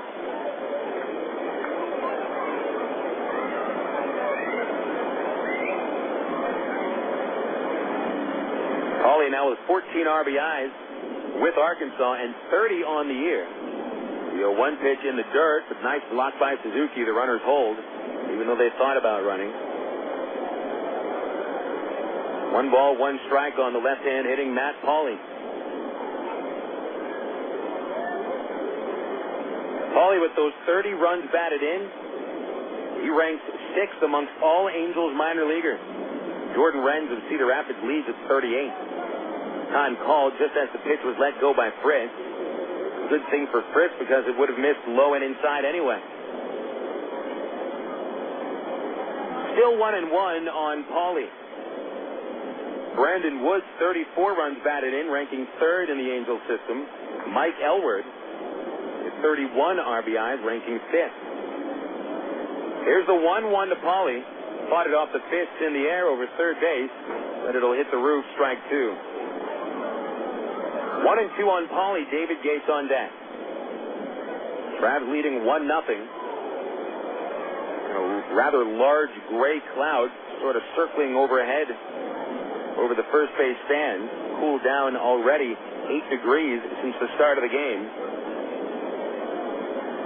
Fritz is ready. The pitch to Pauley, reached out and tapped it along the line at first, but that goes foul. Still 1-2.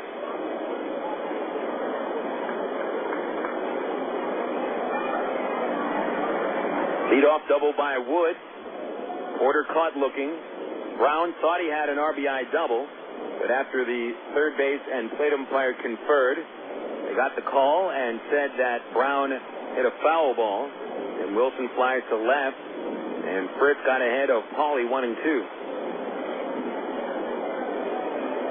Pauley carefully waiting, and Fritz with a long look for the sign. He is set now. Looks at Wood, the kick, and a fastball outside, 2-2.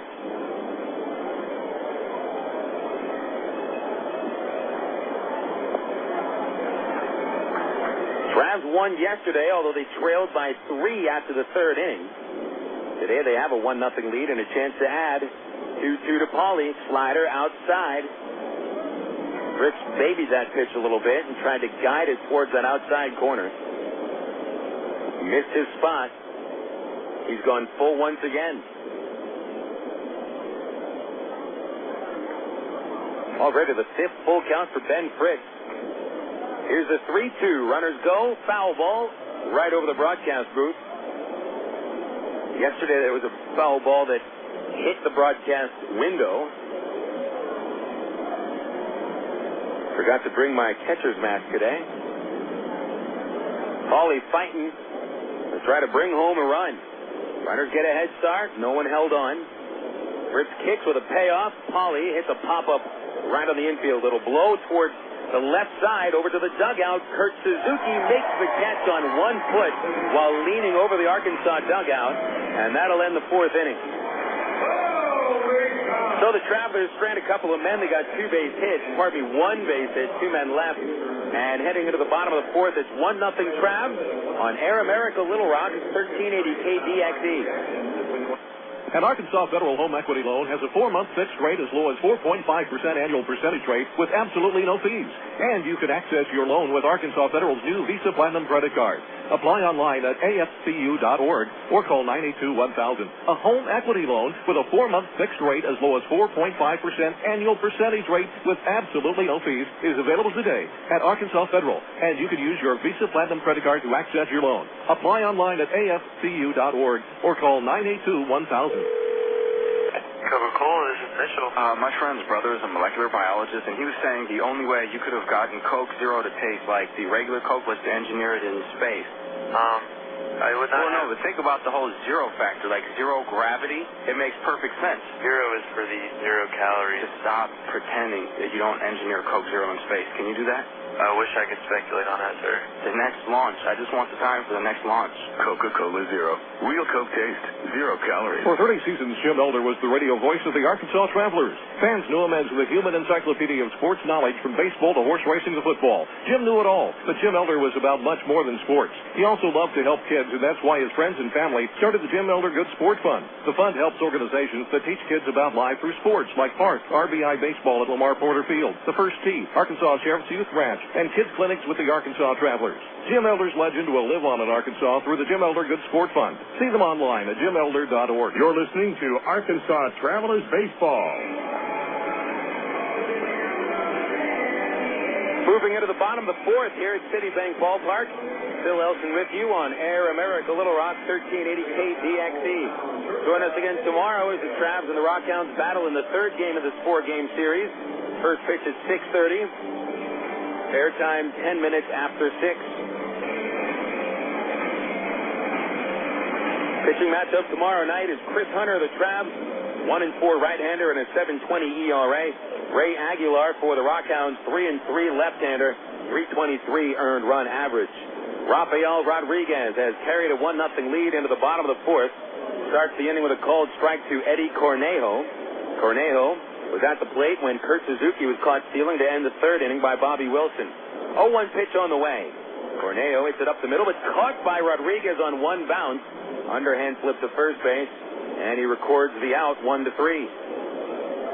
The hardest hit ball off Rafi so far. The second play that Rodriguez has handled without a problem. He has retired 9 of the first 10 men that he's faced, and has faced the minimum with Jed Morris coming up. Morris bounced out in the first inning to Greg Porter at first base. Left-hand batter. Brown in at third a little bit. And here's Rodriguez with a windup. His fastball over the outside half called strike one. Jed Morris out of Eugene, Oregon, by way of Ripon, California. 36th round pick out of Tyler Junior College and the University of Nebraska. The count 0-1. And the pitch is swung on and tipped into the catcher's mitt, squeezed by Wilson, 0-2. Morris has been around a little bit, born in Oregon, lived in California, went to high school in Houston, went to junior college in Tyler, Texas, and attended Nebraska. Now he's here in Midland, been all around. 0-2 on Morris, and Bobby Wilson will go out and give the sign to Rodriguez. They had a little trouble communicating. Got something going on right now. That's going on again tomorrow night. Your favorite player. Opportunity for you to get that jersey. Trav fans, don't forget about Midget Wrestling Night, June the 2nd. That is 1 week from today. Make your plans now. Midget Wrestling starts at 7 o'clock 1 week from today, next Friday. Ball game begins at 7:45. Midget Wrestling once again in Raywinder Field. I think it's the 8th straight year. Here's the 0-2 to Morris. Down and in a slider, ball one.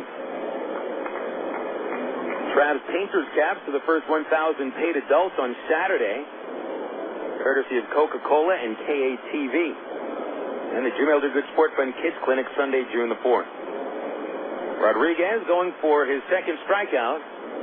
And the right-hander throws the 1-2 to Morris. And he pulls it foul outside first, still 1-2.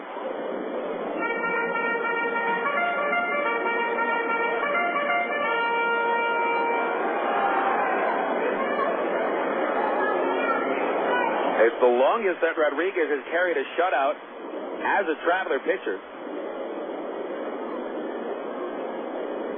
One out into the fourth. We're to battle here with Morris. Another 1-2 to the left-hander. A fastball outside, and it's 2-2. Rodriguez featuring a fastball in the low to mid-90s. Slider, changeup, power arm. 2 balls, 2 strikes to Morris. Target goes on the low outside corner. Rodriguez delivers, and it's fouled in the air over third, out of play.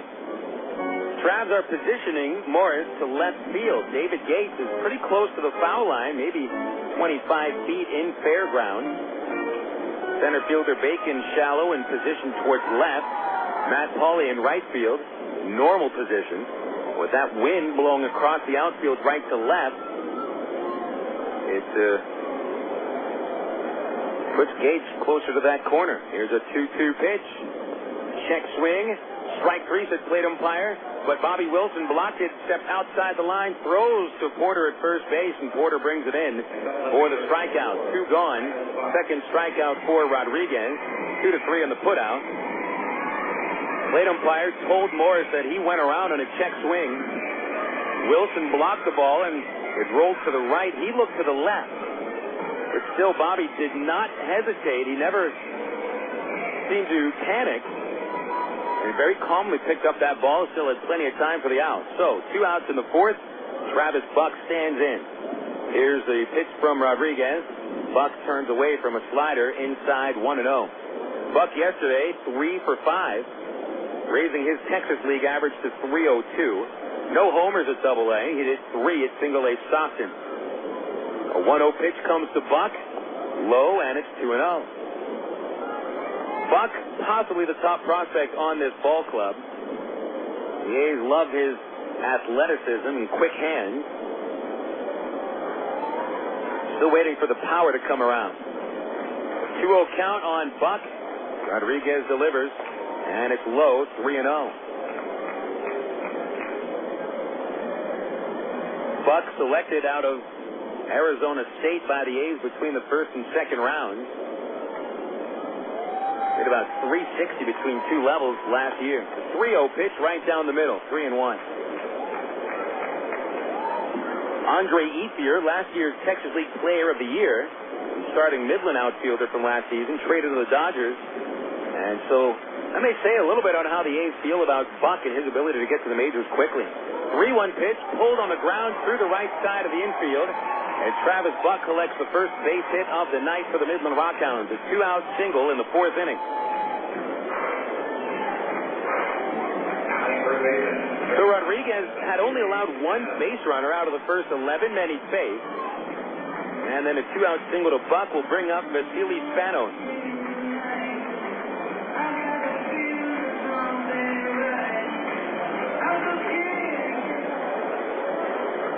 Spanos out of River Forest, Illinois. Fly to center field in the second inning. Stocky right-handed power hitter. Stands in. Here's Rodriguez's delivery.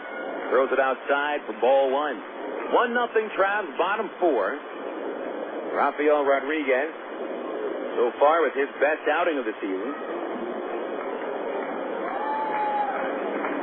Last time out, only went 3 in the third innings in a loss to Springfield. The 1-0 pitch is lined past Matt Brown. Between the hole at short. There goes Buck for third base. Here's a throw into third, and Buck is out. Tagged out by Matt Brown. The throw from David Gates gets Buck at third base, and he makes a big mistake. The final out at third base, you never want to do that. Spanos credited with a single, but the fourth inning is now complete. No runs for the RockHounds on 2 base hits, 1 man left, and a runner thrown out at third. That'll take us into the fifth, and it's 1-0 Travelers on Air America Little Rock, 1380 KDXE. My mother said, no daughter of mine is driving a truck. I'm an 18-wheeling, double-clutching lady truck driver. There's nothing else I'd rather be doing. BC powder is this trucker's best friend. My day starts at 4 a.m. and ends 12 hours later. Out here on the road, there's a million things that's happening at once. I take BC for stress headache, backache. I just can't pull over when my head's pounding. The reason I take BC is because it's fast and it works. I'm Carolyn from Asheboro, NC, and my pain reliever is BC. Use direct. AgPro knows you're patient. You've had your eye on a certain green and yellow tractor for some time now. But here's a thought. Visit your local John Deere dealer for an innocent test drive.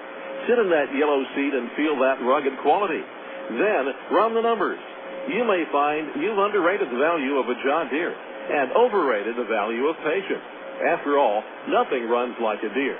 Test drive the John Deere of your choice today at AgPro Central Arkansas, 10504 Maumelle Boulevard, North Little Rock. Of all the days of the week, it seems that Mondays are everybody's least favorite day. Well, the Travs and the Arkansas Democrat-Gazette have a reason for baseball fans to look forward to Mondays. That's because Mondays are Democrat-Gazette family night here at the ballpark. You just pick up a copy of Monday's Democrat-Gazette, and you'll find a discount family ticket right there in the sports section.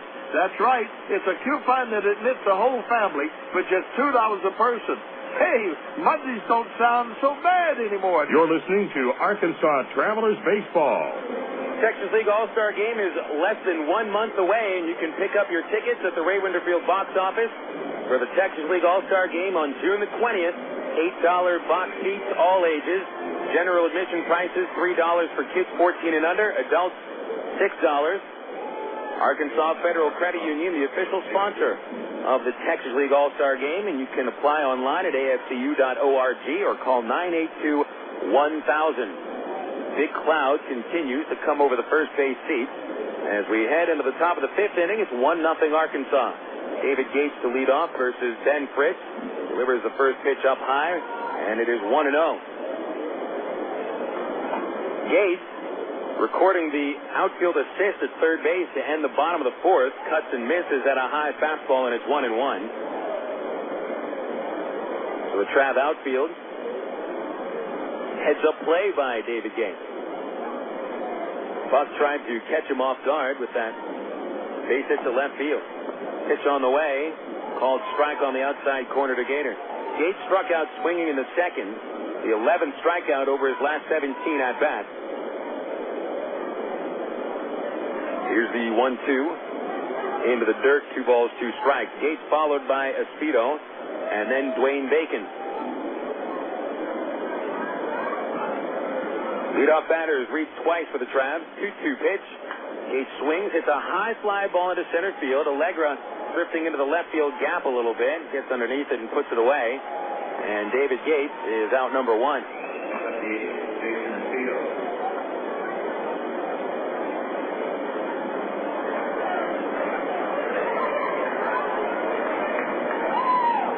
Here's Espedo. Espedo struck out swinging in the third inning. Left-hand batter hitting .265. First pitch from Fritz is just above the letters, 1-0.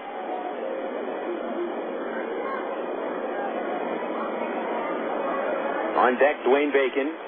The 1-0 from Fritz, swing and a miss as Espedo took a cut at a pitch that broke into the hands. 1 ball, 1 strike.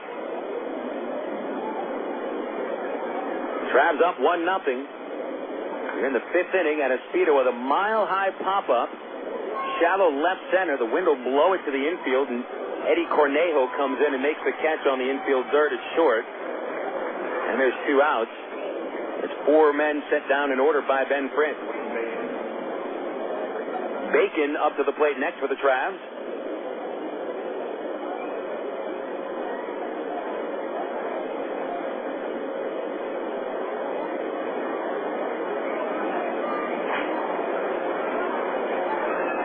Bacon is 0 for 1, fly to left and walk.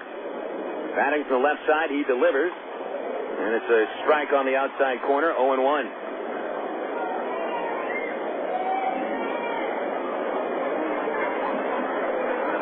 Fritz winds up and delivers outside to Dwayne. 1 ball, 1 strike. Travs getting their run to the second inning. Greg Porter leadoff double. Matt Pauley drove in it with a 2-out single. Now the 1-1 pitch to the Travs center fielder. Change up. Bacon swings through and misses. Strike 2.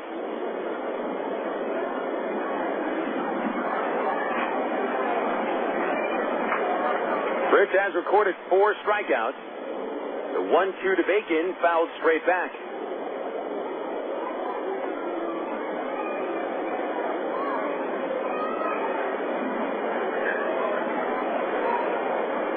Nobody on base. Fritz trying for his first perfect inning since the opening frame.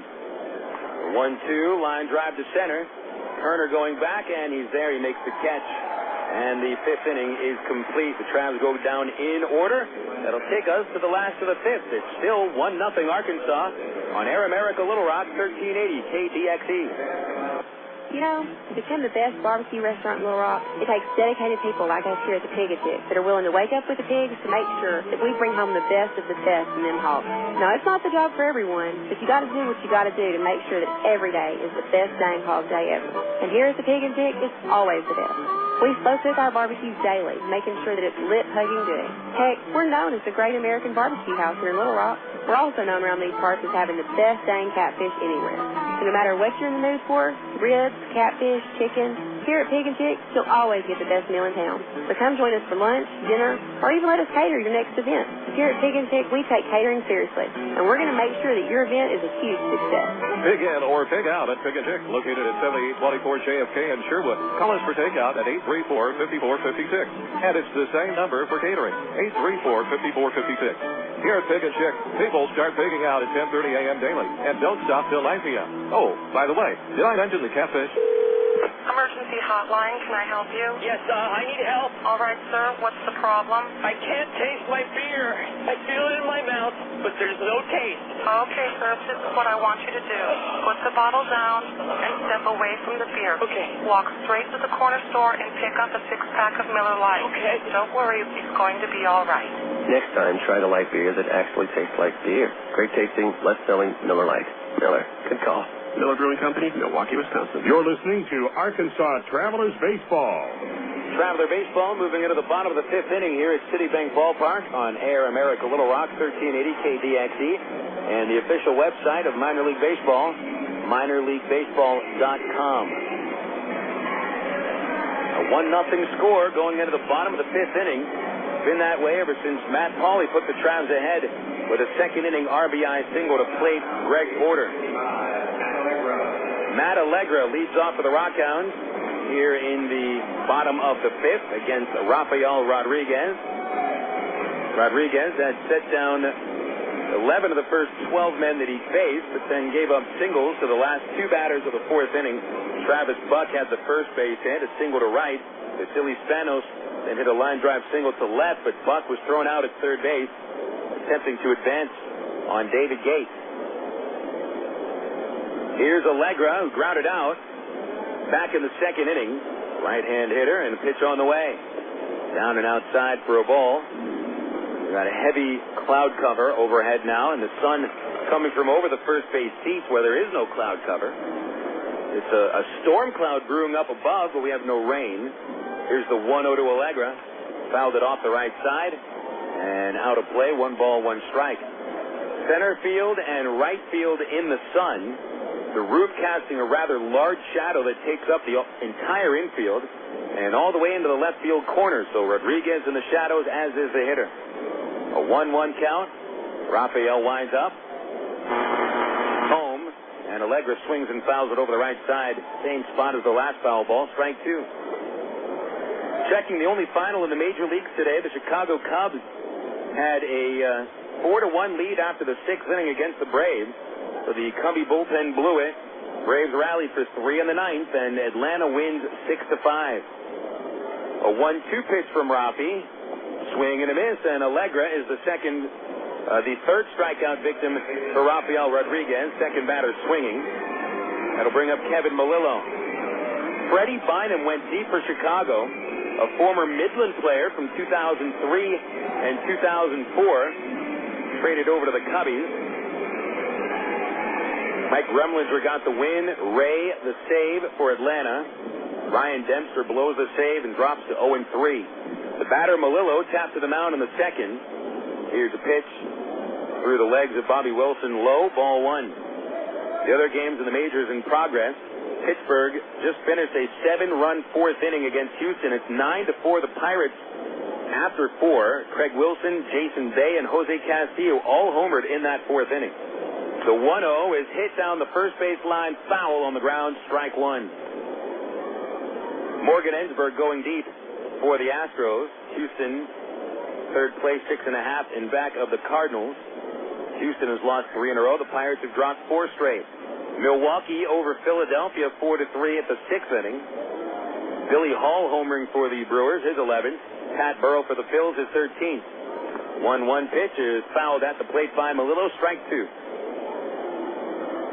At Washington, the Nationals have a 6-0 lead over the LA Dodgers. Livan Hernandez has allowed only 2 hits through 6 innings. He's working in the top of the 7th to J.D. Drew at the moment. Arizona 1, Cincinnati 0. Bottom of the 8th, Diamondbacks first place by half a game in the West. They've won 3 straight. 1-2 the count to Melillo. Here's Rodriguez, delivers, and a ground ball to short. Brandon Wood is there. He'll throw over to first, and Melillo is out number 2. Melillo now 0 for 2, and that'll bring up Kurt Suzuki. 1-0 Arkansas. Got a little rainbow coming over the right field side, and that is the proof that there is rain in the clouds. Haven't had a single drop fall yet. It was hail through the area in the Permian Basin the night before the Travs arrived from Frisco. Had a little bit of that beautiful spring shower smell. It smells like it's going to rain. I feel like mowing the lawn when I smell that. The batter is Kurt Suzuki. He walked in the third. Right-hander. Rodriguez fires low, ball 1. Mets and Marlins, after 6 innings, have played to a 1-1 score. Miguel Olivo homered for the Fish. It's a 1-0 count to the 7-hitter Suzuki. Pitch on the way. Down low from Rodriguez, 2-0. Later tonight in the National League, it's the Cardinals at the Padres. Rematch of a playoff series last year. Cards dominated the Padres in that one. San Diego, 3.5 back in the West, and the Cardinals 4 games up in the Central over Cincinnati. 2 balls, no strikes on Suzuki. Pitch on the way from Rafi. Swing and a miss. And Suzuki yanked his head on that fastball. It's 2-1. Also tonight, Barry Bonds tries to hit his 715th home run against Jeff Francis and the Colorado Rockies at AT&T Park. 2 balls and a strike from Rodriguez to Suzuki. A wind-up and the pitch. Fastball fouled away behind the net, and it's 2-2. Angels tonight open a 3-game series against the Baltimore Orioles. Irvin Santana starting 1 day before he was expected to, as Kevin Gregg is put back in the Angels bullpen. Reason being, Esteban Yan was put on waivers today, and Jared Weaver was called up from Salt Lake. Weaver makes his Major League debut tomorrow against Baltimore. 2-2 pitch on the way. Suzuki looks at a fastball off the plate by just a little bit. Full count.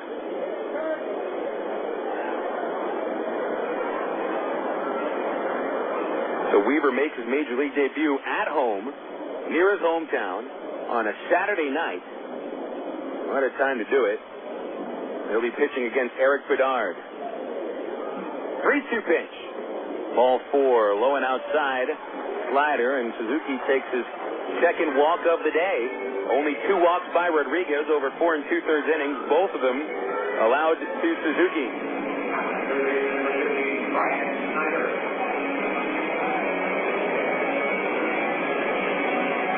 Now it's Brian Snyder standing in. Snyder called out on strikes in the third and has stretched his hitless streak to 19 at-bats in a row. Snyder's average under 170 now. Runner at first, Suzuki, and a pitch is dropped by Bobby Wilson, and that'll get Suzuki second base.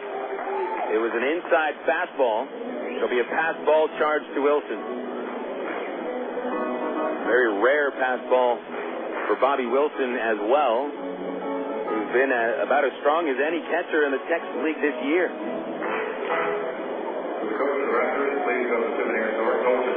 Third pass ball charged to Wilson, and the tying run in scoring position for the 8-hitter Snyder. Combining the 8 and 9 hitters for the RockHounds, Snyder and Turner coming into this game haven't had a hit between them in 33 at-bats. The 1-0 pitch, low and outside, and it's a 2-0 count.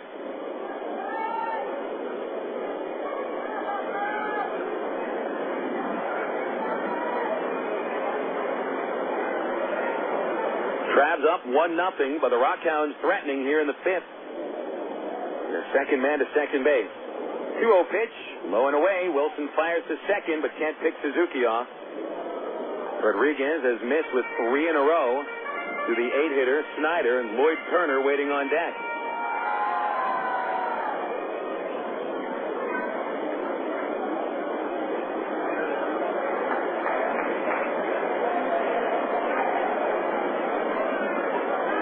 Into the stretch, Rodriguez. A glance at second. The 3-0 is on the outside half.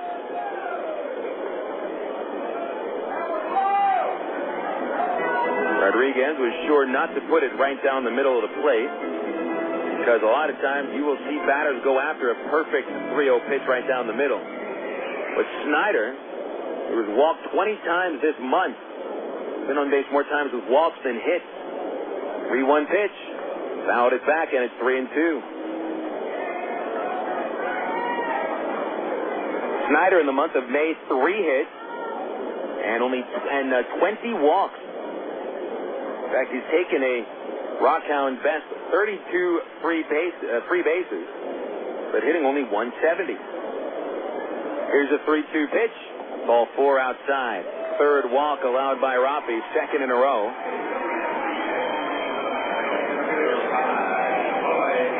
Bobby Wilson walks the ball out to Rodriguez. And now he'll be dealing with the 9-hitter, Lloyd Turner.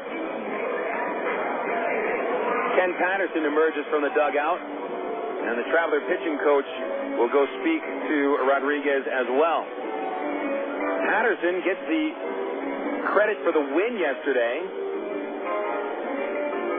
as Keith Johnson ejected in the 6th inning. He would usually fill in for manager Ty Boykin when Ty is thrown out of a game. But when Boykin was thrown out, Johnson was already in the clubhouse. So Ken Patterson, in just his second year as a pitching coach, had to take the clipboard or the stopwatch, go to the third base coach's box, and it is Patterson that gets the victory in his win column as far as managerial records go. But he's back in his customary role today. And here's Lloyd Turner standing in. Turner 0 for his last 14. Fly to center field in the 3rd inning. Right-hand batter. Rodriguez from the stretch. His fastball misses low. And it's a 1-0 count. Rodriguez has walked the last 2 batters after setting down Allegra and Melillo using 8 pitches. At second base, Suzuki and Snyder at first. Rodland holding on Suzuki. Here's the 1-0. A chopper foul into the net above the third base dugout. Strike 1.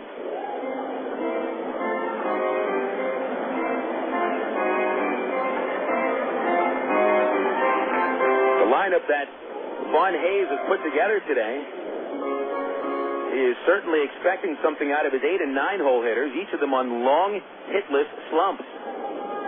Rafi set, and the 1-1 pitch is right down the middle, and it throws Turner. Strike 2.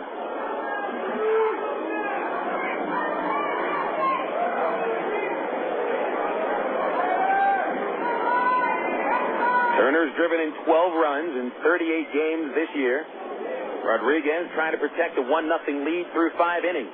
The 1-2 pitch, line drive up the middle, but it'll fall in front of second. Rodland gloves it, throws off balance to first, not in time.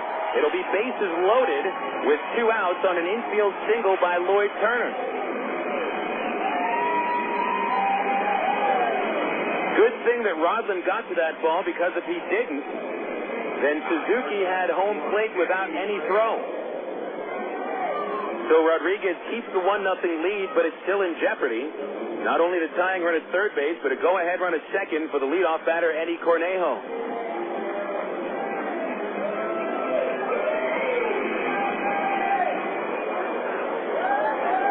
Cornejo, the leadoff batter for the RockHounds, has grounded to shortstop and hit back to the mound. Hit it hard back to the mound in the 4th, but Rodriguez got the out. Bases loaded, 2 outs. Rodriguez first pitch is grounded to second base. Rodland is up with it. He'll throw Cornejo out, and the RockHounds leave the bases loaded in the 5th inning. A pressure cooker there for Rafi Rodriguez, but he holds on to the lead and gives up 1 hit and strands 3. 5 innings complete, 1-0 Travelers on Air America Little Rock, 1380 KDXE.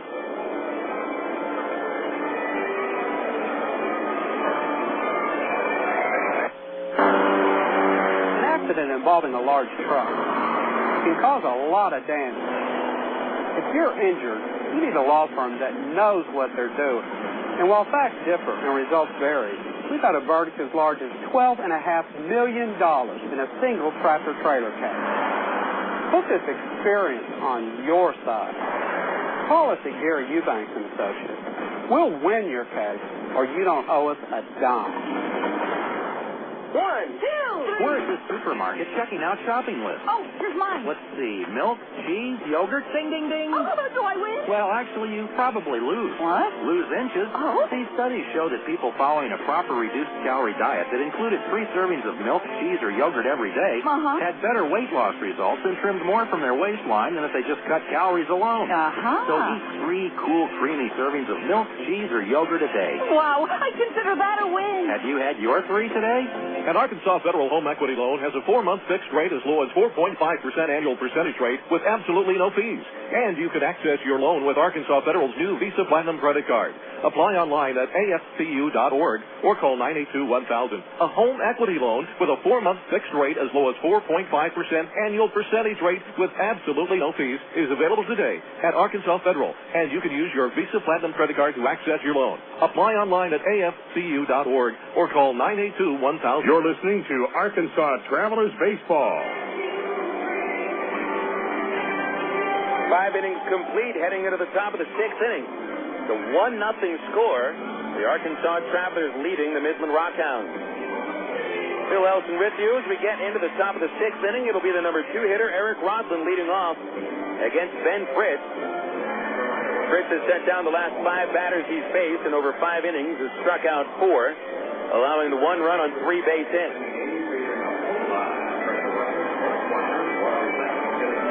But Fritz may just have 1 more inning in him tonight. He's thrown 89 pitches over 5 frames, and there is a Midland pitcher getting ready in the bullpen.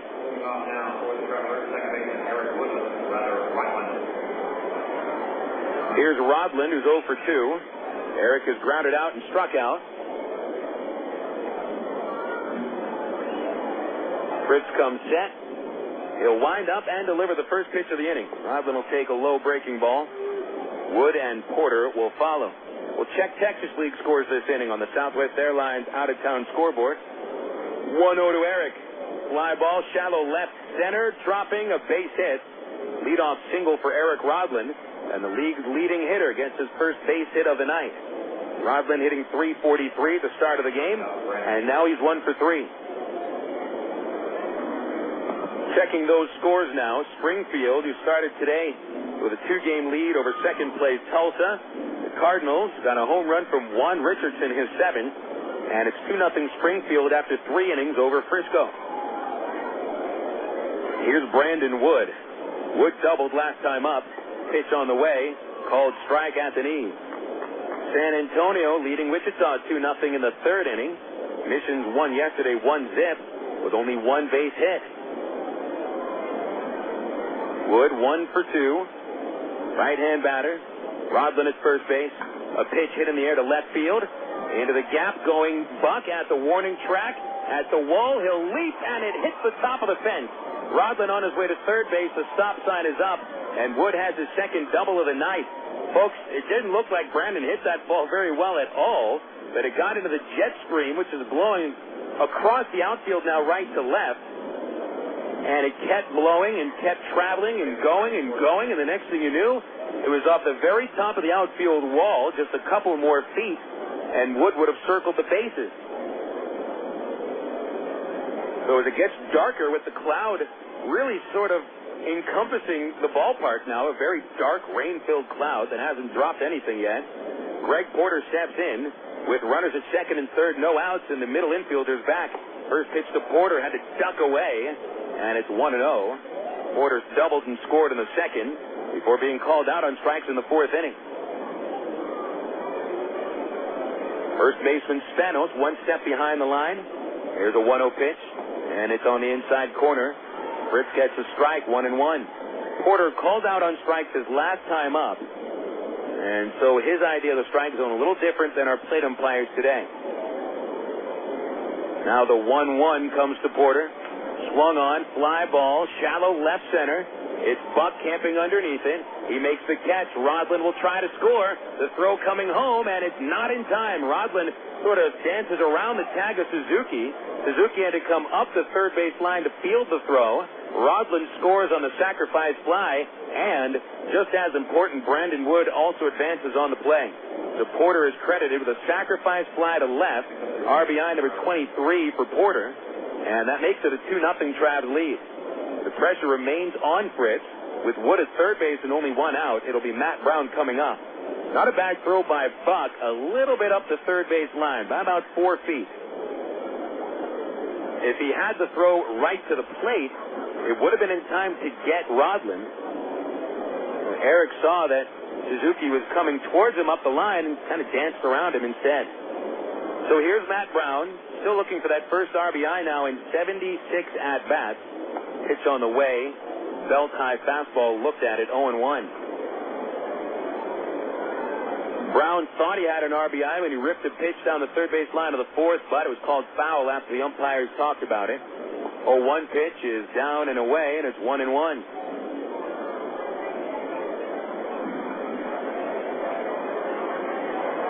Leadoff single by Rodland. Wood doubled him to third. Sac fly scored Rodland. Now Wood will attempt to score with Brown at the plate. Pitch comes to Brown. A strike on the outside corner. Strike two.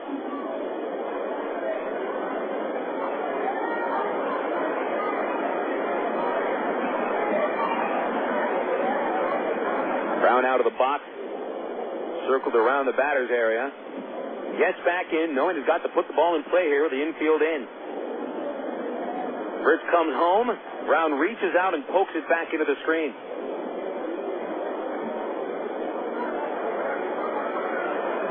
Matt, a line out in the second. Walked in the fourth. 3 hits yesterday. No RBIs in his last 20 games. A 1-2 pitch comes. Brown swings and misses on a pitch in the dirt. He strikes out. Strikeout number 5 for Ben Fritz. Bad time for the strikeout as Brown is the second out of the inning. Here comes Vaughn Hayes out of the Midland dugout. He's going to the bullpen. Got an unnamed right-hander warming up. And so Bobby Wilson, who stroked a pair of 2-out RBI singles yesterday, will not be facing Fritz. The reigning Texas League pitcher of the week is pulled with 2 outs in the 6th inning. It is the call to the bullpen brought to you by the new AT&T. Go online to att.com and check out their amazingly low price for blazing fast high-speed internet. Order today and get your high-speed internet at a dial-up price online at att.com. The new AT&T, your world delivered. The pitcher coming in from the RockHounds bullpen will tell you who it is. A 2-0 Travelers lead will come back after a 60-second break on Air America Little Rock 1380 KDXE. Kirk Woolsey, we happen to know that you are the world's worst backseat driver, which means, Kirk, that you like to be in control. So check out att.com. You can see all our best deals, like 12 months of true high-speed internet for just $12.99 a month when you order online. If you switch from your old cable company, you can get 3 months free. And with AT&T Account Manager, you can see your account activity, add services, and pay your bills online, all in one place. So that's Kirk's world. For everybody who's not Kirk, if att.com can deliver online control to him, it can do the same for you. Switch to the new AT&T at att.com, and you'll be in the driver's seat, as long as you're not riding with Kirk. SBC is now the new AT&T. The new AT&T, your world, delivered. Taxes, other charges, and federal universal service cost recovery fee extra. High-speed internet and credit applied after 3 months paid service and excludes FUSF cost recovery and other fees. For details of additional charges, restrictions, and requirements, call 1-866-416-6471 toll-free or visit att.com/offer details. Not available in all areas. Connor Robertson is the new pitcher for the Midland RockHounds. 6'2" tall, 215 pounds from Tuscaloosa. Replaces Ben Fritz after 5 2/3 innings. Fritz allowed 5 hits, 2 runs, both earned, and responsible for Brandon Wood at third base. Fritz walked a pair of batters and struck out 5, gave up no home runs, and did not throw a wild pitch. But Fritz goes without a win for his 3rd consecutive start. And now it is Bobby Wilson standing in to face Connor Robertson. Robertson, in 17 appearances out of the bullpen for Midland, is 2-1 with 2 saves and a .376 earned run average. Standing in, Wilson 0 for 2. Brandon Wood at third base. He had doubled. Moved to third on Greg Porter's sac fly, which scored Eric Rodland. Pitch to Wilson is outside, ball 1. Wilson, 18 runs batted in, and 5 of them yesterday, including a 3-run homer and a pair of 2-out RBI singles. A 1-0 pitch to Wilson. Swinging a high fly ball into left field. The wind will blow it further. Buck has plenty of room, however. He makes the catch close to the foul line, and the Travs manage only 1 run in the 6th inning. 2 base hits and 1 man stranded. We'll go into the bottom of the 6th inning, and it's still the Arkansas Travelers leading. This time it's 2-0. We'll go to the bottom of the 6th on Air America Little Rock, 1380 KDXE. It takes teamwork to be able to reach new goals in today's complex business environment. Each one of us should strive to be a step ahead and know how to compete in a rapidly changing world. The ITT Tech School of Business is about helping people prepare for the challenges of a competitive world. ITT Technical Institute School of Business, education for the future. To find out more, call 1-800-ITT-TECH or visit us on the web. What if there were no bad drivers? What if everyone always followed the speed limit? What if 10-car pileups didn't exist? In a world like that, we'd all be better off. It's why Allstate is introducing 2 incentives to drive safe. For every 6 months you don't have an accident, you'll get cash off your renewal bill with a safe driving bonus. And for every year of safe driving, you'll get $100 off your deductible with deductible reward.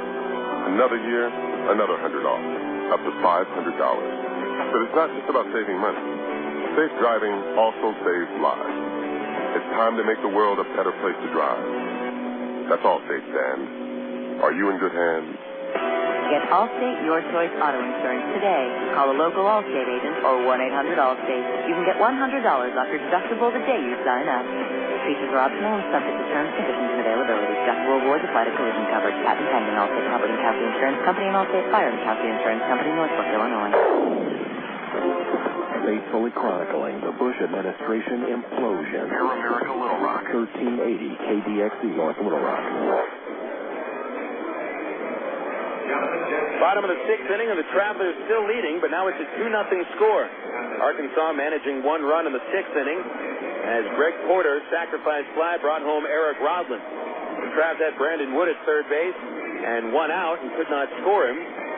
Rafael Rodriguez has shut down the RockHounds over the first 5 innings, limiting Midland to 3 base hits, all singles. He also walked 3. Rodriguez, out of the last 10 batters he'd faced, 5 have reached.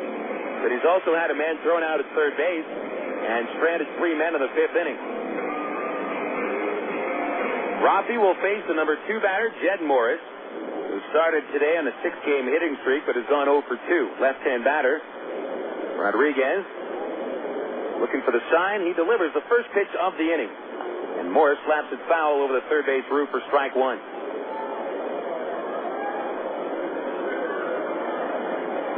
Morris, the 2-hitter, followed by Travis Buck and Vasily Spanos. Buck and Spanos collected singles in the 4th. Brown in at third a little bit. Rodriguez ready with the 0-1 pitch. Here it is to Morris. Slider in the dirt, 1-1. Morris is grounded out and struck out. 3 strikeouts for Rafi over 5 innings, matching the total of hits and walks. 1 ball, 1 strike to Jed Morris. And the pitch on the way. Morris swings, chops it over the mound. Rodland chasing, but it's into center field. A leadoff single for Jed Morris, and that'll bring up Travis Buck. That's the 4th base hit since the start of the 4th inning. Rafael Rodriguez had retired all but 1 of the first 11 men he faced.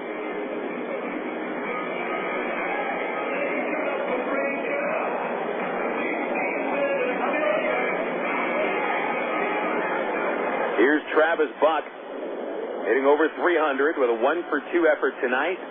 Buck singled in the 4th inning, but then was thrown out at third base on Vasily Spanos' single.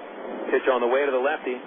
And a low slider under the knees, ball one. Now the update you on one more game in the Texas League. Corpus Christi leading Tulsa 2-1 in the fourth.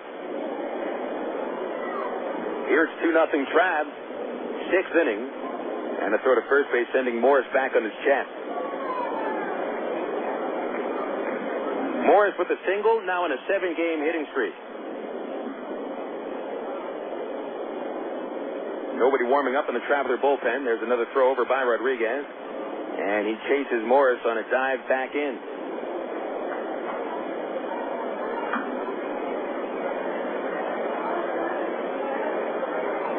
Buck with 4 hits over the series and just 7 at-bats.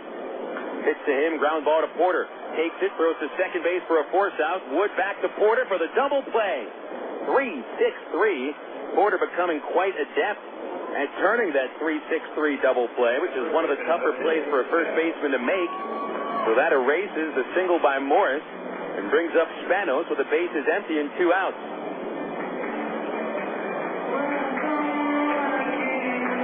The fourth double play turned behind Rafael Rodriguez this year, and now is a perfect time to do it.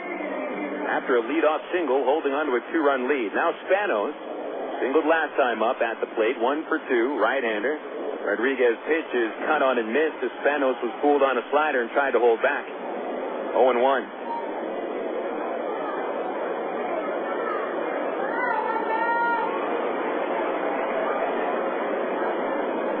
Rodriguez trying to go 6 innings for the 3rd time with the Travs. 0-1 pitch popped up on the infield behind the plate now. Wind blows it further back. Bobby Wilson to the backstop, makes the catch and then hits the fence. And the 6th inning comes to a close. Rafael Rodriguez, who came into this ballgame with an ERA over 11, has thrown 6 shutout innings. We'll go into the 7th, and the Travs have a 2-0 lead on Air America Little Rock, 1380 KTXE.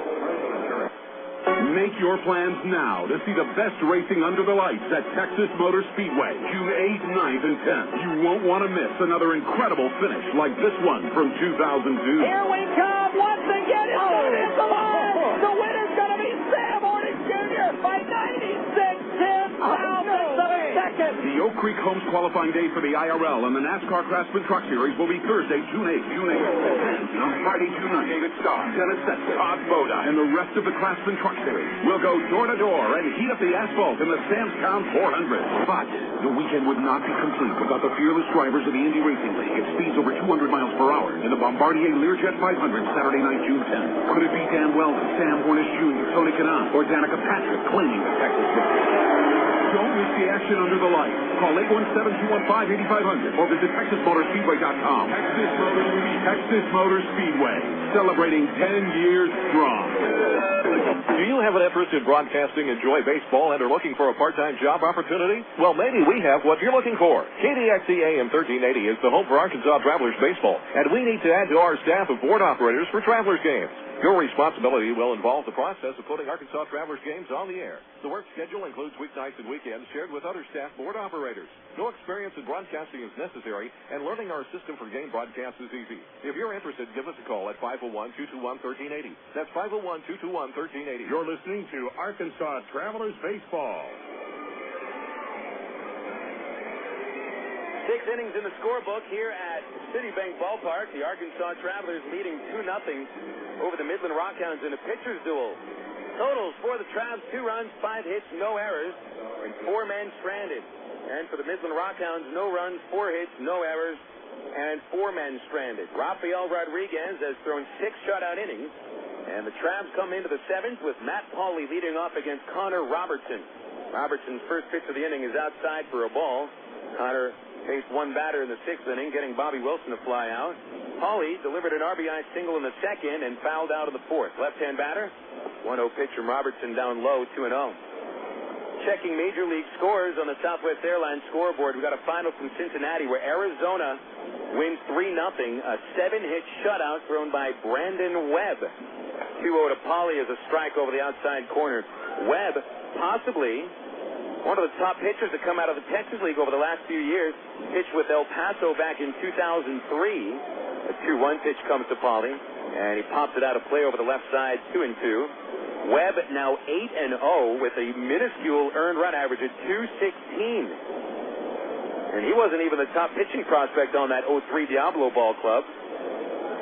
Mike Gosling, I think, was ranked higher than him. Gosling's had a lot of injury problems, but Webb is now a National League All-Star. 2-2 to Pauly. Swing and a miss on the changeup, and Robertson strikes him out. For Robertson, it's his 24th strikeout over 26 2/3 innings.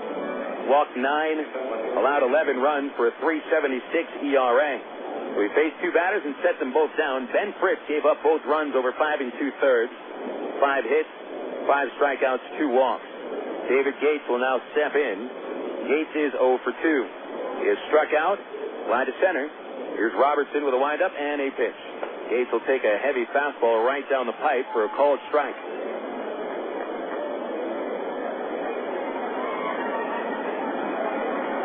Robertson with a very good fastball with an 0-1 pitch.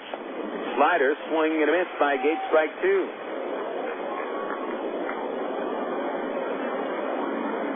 Robertson's first name actually James, goes by his middle name Connor.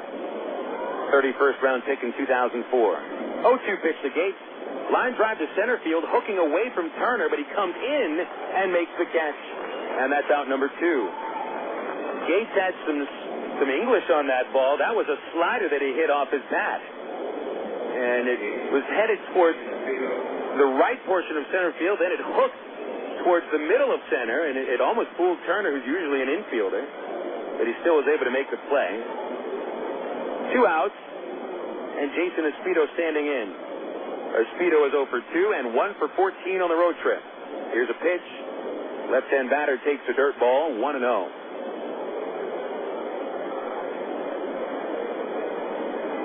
American League scores: Boston 3, Tampa Bay 1 in the 6th inning. Carl Crawford has hit his 3rd home run.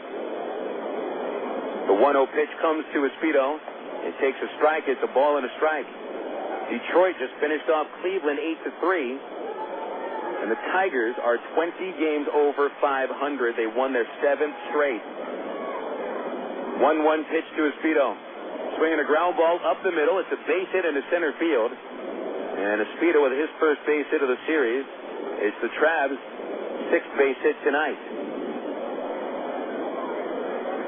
Nate Robertson got the win for the Tigers. Jake Westbrook took the loss. Eddie Perez homered for the Tribe. The lead for the Tigers over second-place White Sox goes to 2 games. Kansas City and the Yankees tied at 4. Top of the 8th inning at Yankee Stadium. Royals have dropped 13 straight games. Here's Dwayne Bacon. Chops it on the first pitch to the first baseman Spanos. He gloves it next to the cut of the grass, and he'll tag Bacon out. No runs for the Travs in the 7th inning. 1 base hit. 1 man stranded. And it's time for the 7th inning stretch at Citibank Ballpark. Arkansas 2, Midland nothing. This is Air America Little Rock 1380 KZXE. He's been a sports anchor on TV. He's reported on games of the Kansas City Chiefs. He hosts NFL postgame shows week after week. But he still hasn't quit his day job. Gordon Docking is the Chief Executive Officer of St. Mary's Hospital in suburban Kansas City.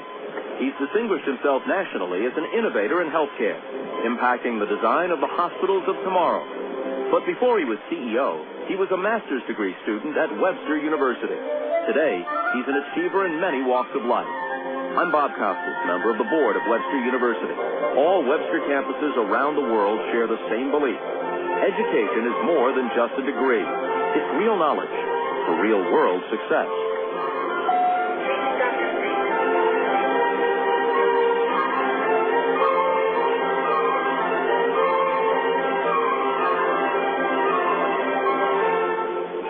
The pitch on the way, and you can catch the Travs online at www.travs.com. The Arkansas Travelers have one of minor league baseball's most user-friendly websites with easy access to Travs game stories, up-to-date stats, and Texas League standings.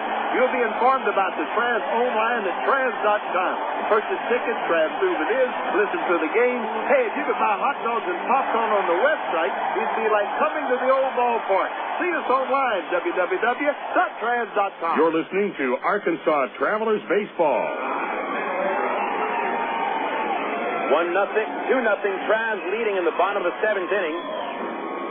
The Midland RockHounds come up to the plate against Rafael Rodriguez, who through 6 innings has scattered 4 base hits in his finest appearance at Double-A. First 6 starts, Rodriguez allowed a .351 average, a league-high 10 homers, and an 11.08 earned run average. He's been outstanding tonight. 5th hitter, Matt Allegra, leads off inning number 7. Rodriguez will fire outside for a ball. 1-0. Allegra, Melillo, and Suzuki here in the 7th. 5, 6, and 7 batters, no hits between them. 1-0. Allegra has grounded to short and struck out swinging. The pitch, under the knees, 2 balls, no strikes. Rodriguez has thrown 80 pitches now through 6 innings plus. Pitch count is 110. So he could go another couple of innings, perhaps could finish it off. A 2-0 to Allegra, and it's low and outside, ball 3. Rodriguez has issued 3 walks. 2 of them to the 7-hitter Suzuki and the other to the 8-hitter Snyder. 3-0 to Allegra. Down the pipe, strike 1 call.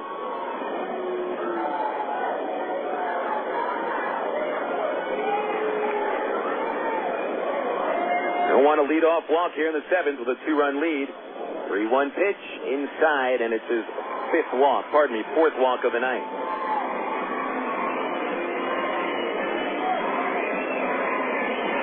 Melillo coming up now.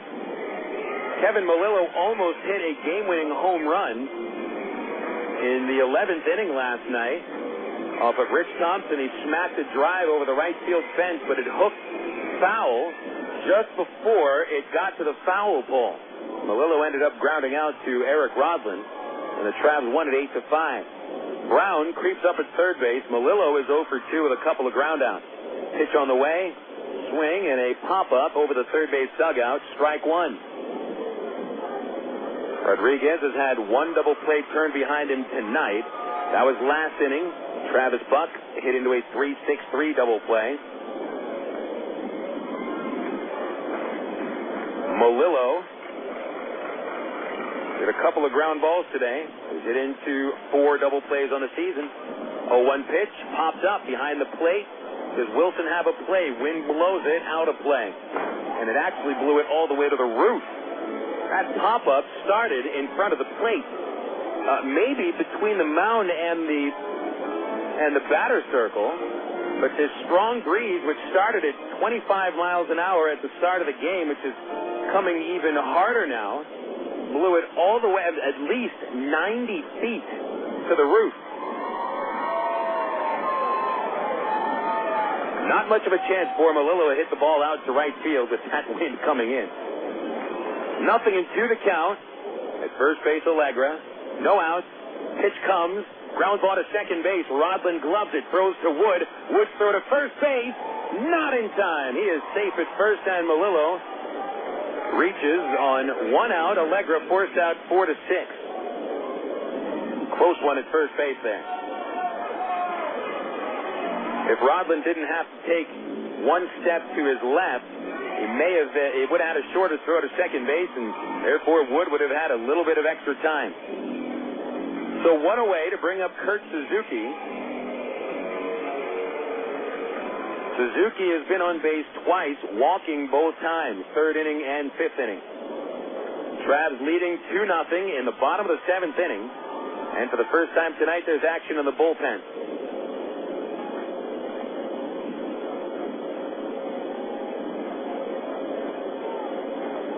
Warming up in the pen is Miguel Gonzalez. Suzuki stepping in, a .277 batting average. He represents the tying run. Rodriguez throws to first base, and Melillo gets back. Rodriguez giving the Travs what they have asked for, at least 6 innings, possibly 7 or 8. But the bullpen had to throw 11 innings yesterday. Stretched by the right-hander. Rafi comes home, and Suzuki takes a called strike on the inside corner.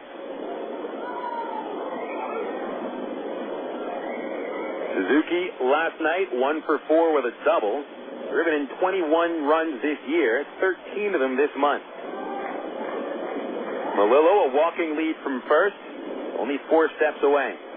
Rodriguez sets at the belt and delivers the 0-1, and it's fouled straight back. Suzuki falls behind 0-2.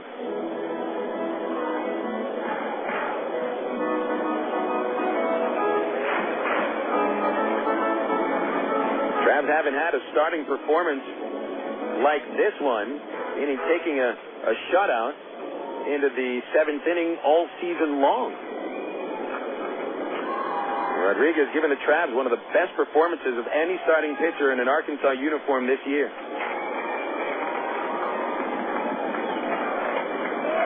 Stretch and an 0-2 count. Pitch on the way to Suzuki. Swing and a miss on a slider. He struck him out. Strikeout number 4 for Rodriguez, and that'll bring up Brian Snyder.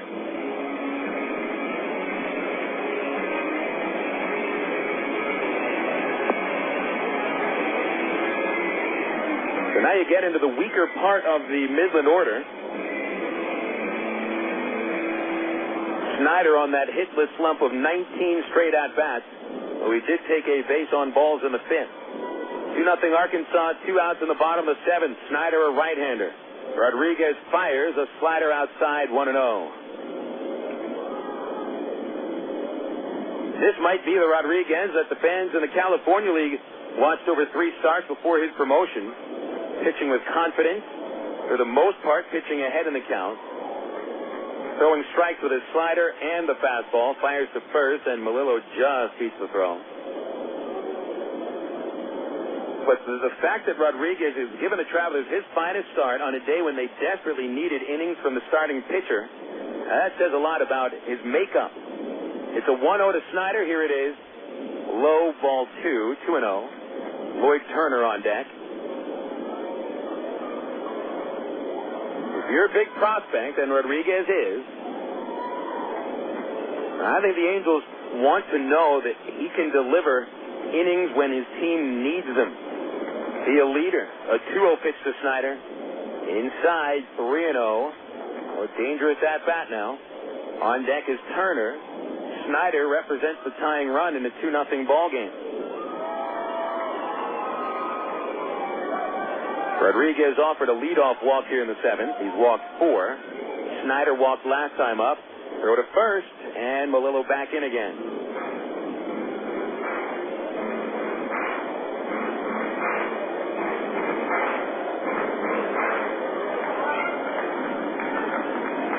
Rodriguez coming set.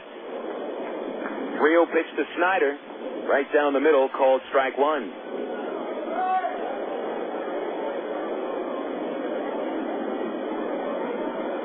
6 base hits for the Travs, only 4 for the RockHounds. All 4 hits are singles. They've had only 1 man reach third base. 3-1 pitch to Snyder. Outside, there's the 5th walk from Rafi.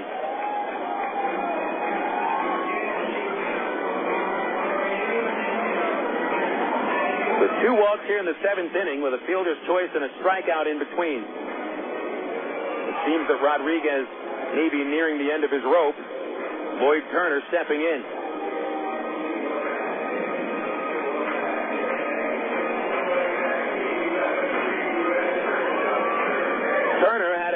Slump of 14 straight at-bats until the 5th inning. He had men at first and second base, 2 outs. Hit a soft 1-hopper up the middle past second base that was stopped by Eric Rodlin. And no runs scored in the play. They would strand 3. 2 on, 2 out. Rodriguez from the stretch fires. A fastball over the outside half, 0-1.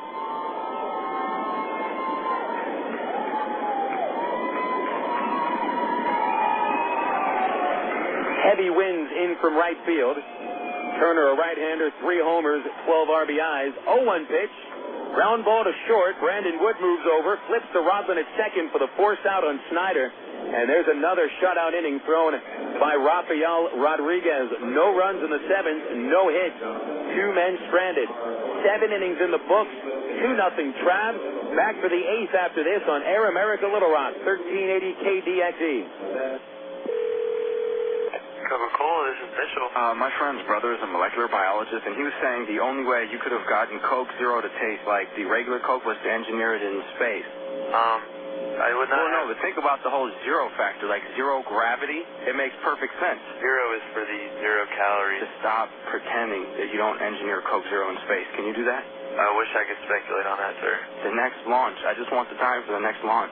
Coca-Cola Zero. Real Coke taste. 0 calories. Ameripride Services is the linen and apparel company to get your team into a professional uniform program. Ameripride features a wide range of high-quality custom programs for the manufacturing industry, hospitality and food service, medical or dental uniforms, and professional and executive wear. Call 664-5575 to schedule a presentation with an Ameripride consultant. Also specializing in the finest quality table linens, rental mats, and restroom services. Call 664-5575 for Ameripride, the official garment supplier of the Arkansas Travelers. For 30 seasons, Jim Elder was the radio voice of the Arkansas Travelers. Fans knew him as the human encyclopedia of sports knowledge from baseball to horse racing to football. Jim knew it all, but Jim Elder was about much more than sports. He also loved to help kids, and that's why his friends and family started the Jim Elder Good Sport Fund. The fund helps organizations that teach kids about life through sports, like Park, RBI Baseball at Lamar Porter Field, the First Tee, Arkansas Sheriff's Youth Ranch, and kids clinics with the Arkansas Travelers. Jim Elder's legend will live on in Arkansas through the Jim Elder Good Sport Fund. See them online at jimelder.org. You're listening to Arkansas Travelers Baseball.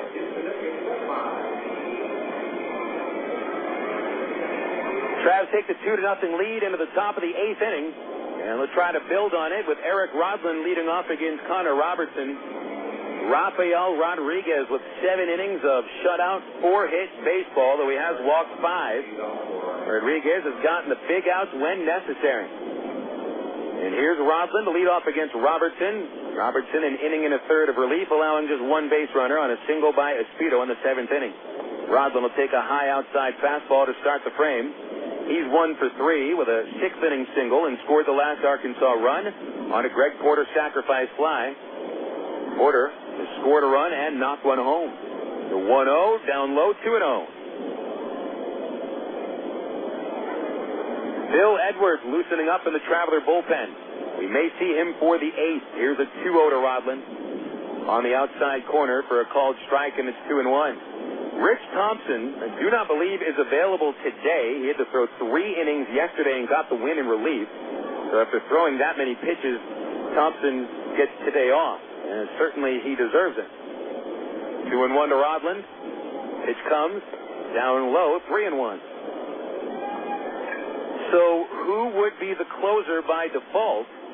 Perhaps Edwards would have to go 2 innings, but I don't want to go that too far ahead. Holding leads after the 7th inning has not been the Travs' forte. 3-1 to Rodland, pulled on the right side. Spanos backing up in back of the base, fields it, flips with a pitcher, getting there just in the nick of time to beat Rodland for out number 1. Brandon Wood. Here comes Brandon Wood. Doubled twice today. He's 2 for 3.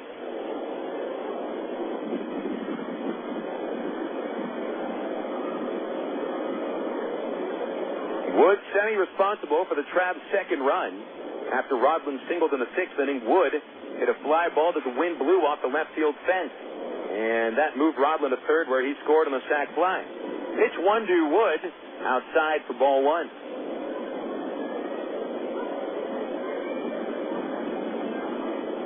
Boy, the wind continues to get stronger. The flags on the scoreboard are starched, and they are blowing hard. There's a strike to Wood on the knees, 1-1. Nightfall settling in here, but still have a giant dark cloud surrounding the ballpark. No rain. 1-1 to Wood. Swing and a miss on a fastball. Robertson got one by Brandon. Strike 2.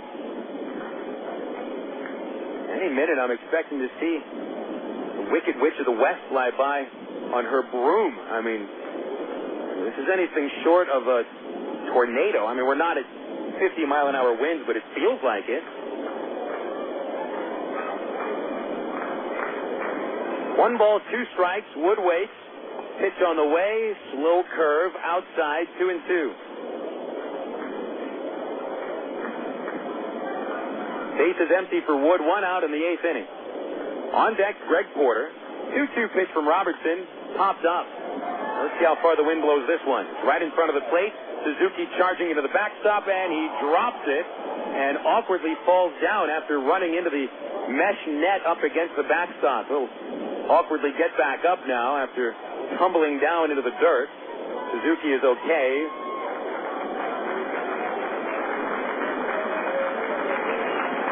And he'll get a little bit of applause from the fans who appreciated his hustle.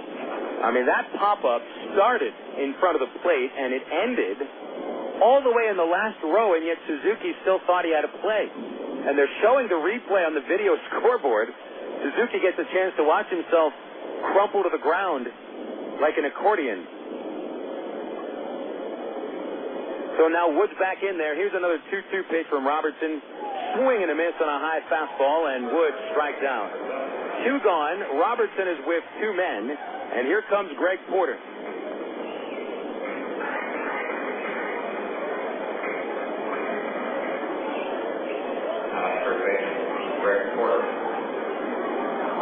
Porter doubled in the second inning and scored the Arkansas first run.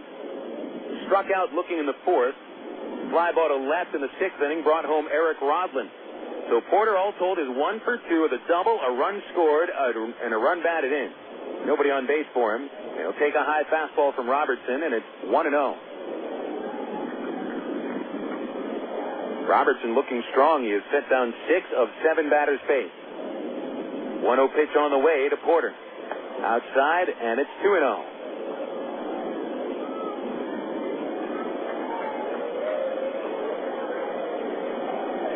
Outfield gives the entire corner in right.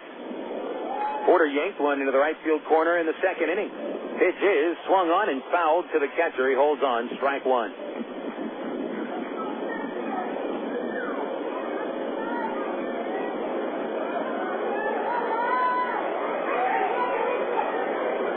Robertson trying for a perfect 8th inning. The 2-1 swing and a miss. Porter with a home run cut and a high fastball to even the count at 2-2. Edwards is set to go out of the Arkansas bullpen. Robertson throws a 2-2 to Porter, and he fists it foul over the screen and over the roof.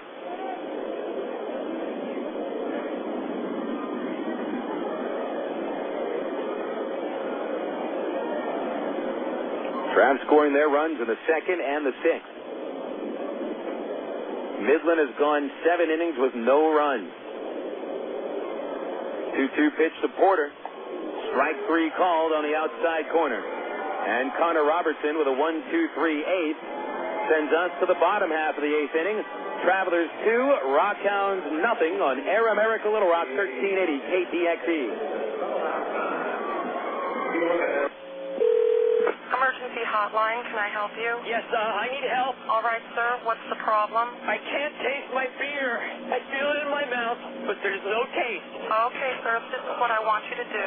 Put the bottle down and step away from the beer. Okay. Walk straight to the corner store and pick up a 6-pack of Miller Lite. Okay. Don't worry, it's going to be all right.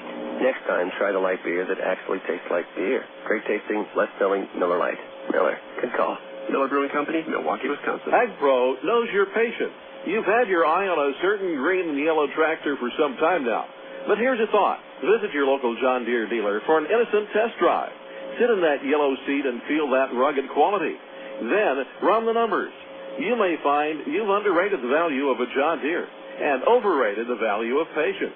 After all, nothing runs like a Deere.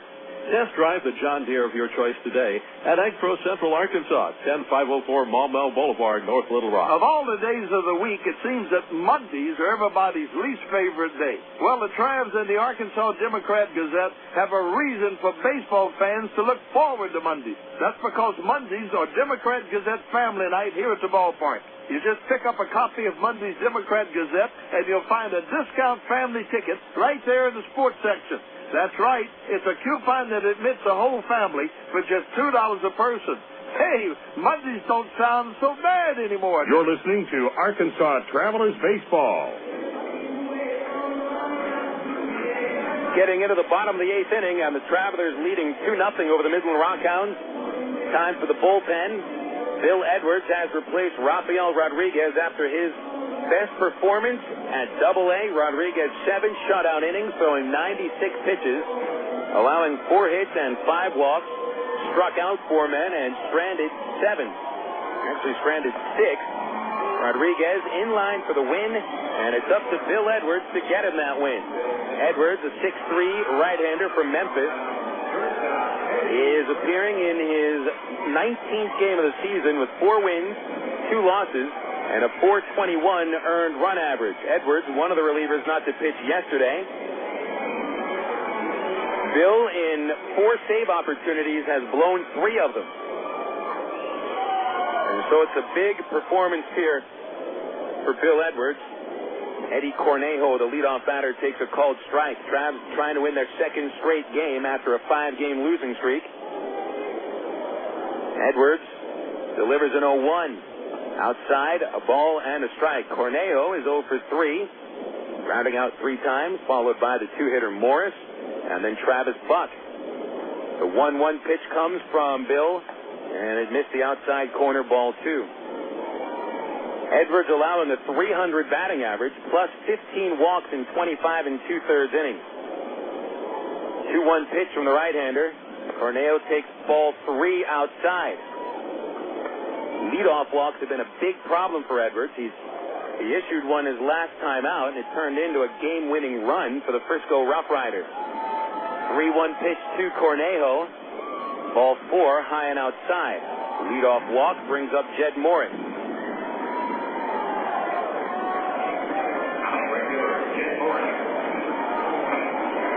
That is the 16th walk allowed by Edwards in his 25 2/3 innings.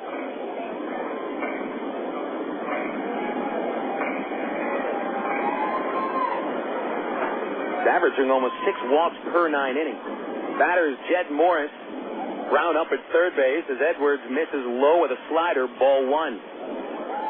Morris is grounded out, struck out, and singled. He represents the tying run. Edwards has missed with 5 of 6 pitches. Here's the 1-0, and it's a strike on the inside corner. Morris raised his bat above the pitch. It was called a strike. It's 1-1. Wilson walks the ball out to the mound, and we'll talk with Bill Edwards. Edwards trying probably to save this game because Rich Thompson is not available. Out of the relievers that the Travelers sport from yesterday's game, Michel Simard went 4 innings. Tim Bittner and Thompson pitched 3. Aaron Pullen faced the final 3 hitters. 1-1 to Morris. Swinging a ground ball to second. Rodland over to Wood. There's an out. Wood over to first. Rack 'em up. Double play. 4-6-3. And Edwards really rebounds after that leadoff walk. And thanks to Bobby Wilson walking out and settling him down, Edwards gets that double play. 2 outs. Base is empty for Travis Buck.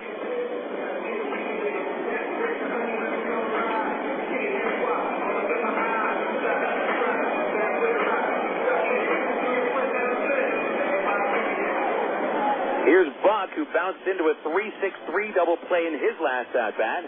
Left-hand batter shows bunt and gets it down foul on the left side, strike 1. We saw Buck put down a bunt single yesterday in the 7th inning with 2 outs. Well, this makes a little bit more sense, however.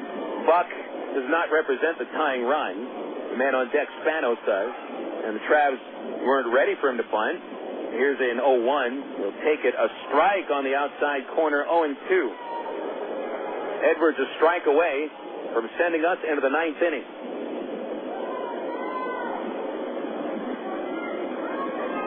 0-2 pitch comes to Buck.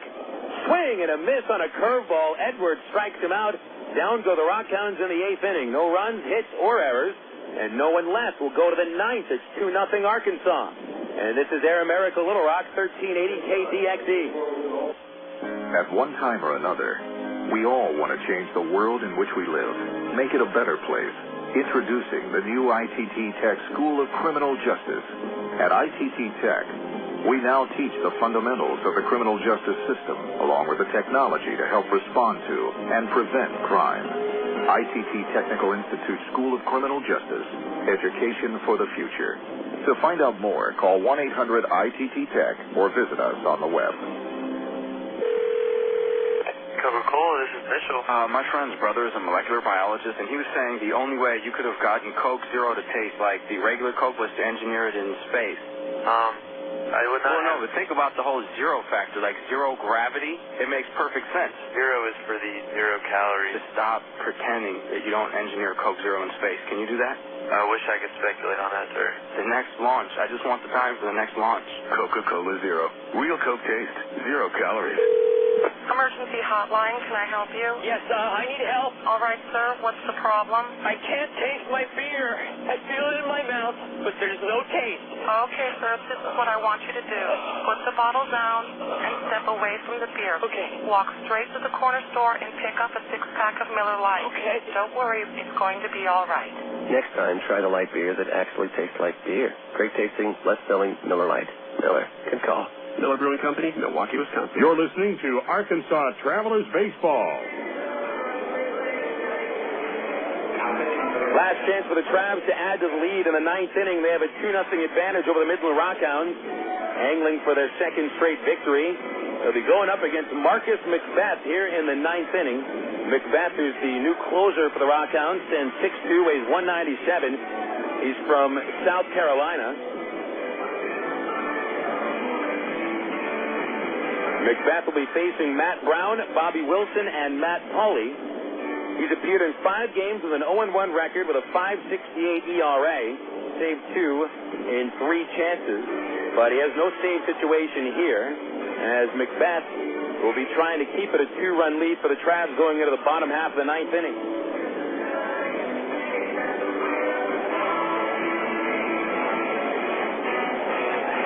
McBeth replaces Connor Robertson, who dealt 2 1/3 innings, allowing 1 base runner on a single by Jason Espito, so no runs and 3 strikeouts for Robertson.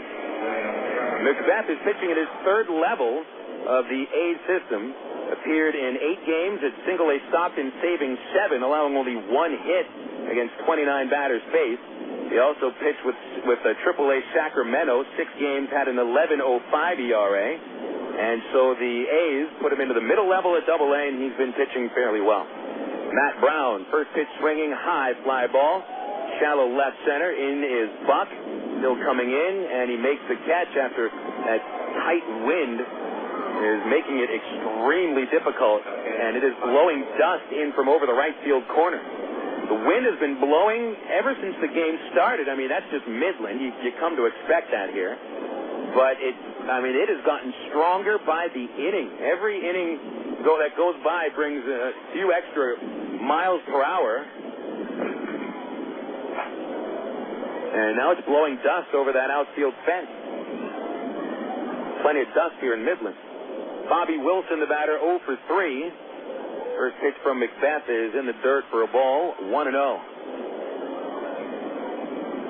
Now the flags are blowing up, and anytime flags blow up rather than out, you've got a wind problem. A 1-0 pitch, Wilson swings and misses at a curveball, strike 1.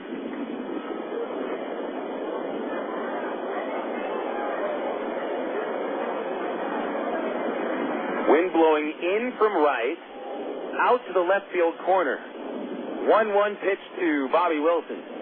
Swing and a miss on a curve, strike 2. When we get into the bottom of the 9th inning and the Travs leading at least by 2 runs, cleanup batter Vasily Spanos leads off, and then he will be followed by Matt Allegra and Kevin Melillo, 4, 5, and 6, and it will be Bill Edwards coming back out. There's nobody warming in the bullpen. Wilson back in, count 1-2. McBeth kicks and deals. Low and outside, and it's an even 2-2 count.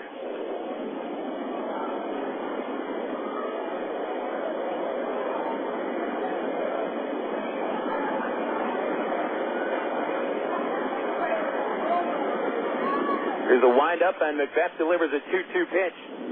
Look out, Wilson backs away from a fastball at his chin, and it goes full 3-2.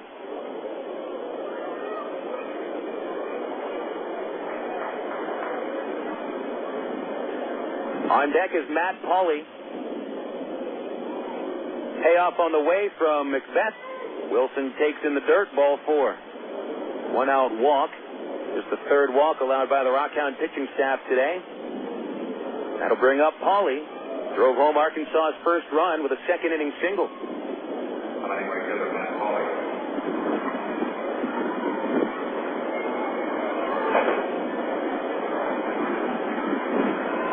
don't know if you can hear it, but the slats in the roof here or in the ceiling, shouldn't call it the roof, the slats in the roof are starting to blow up.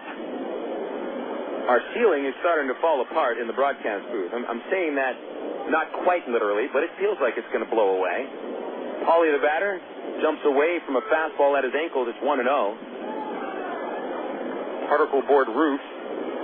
And the wind blowing right through the broadcast window here, and it's about to knock buzz out of the booth as well. 1 ball, no strikes on Pauly. He struck out his last time up. Pitch comes from McBeth inside, and it's 2-0.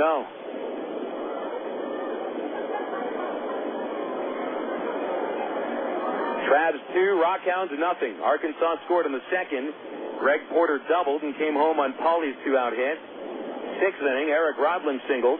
A double by Woods sent to the third, and a sacrifice fly by Porter scored Rodlin. 2-0 pitch to Pauly. Inside, ball 3.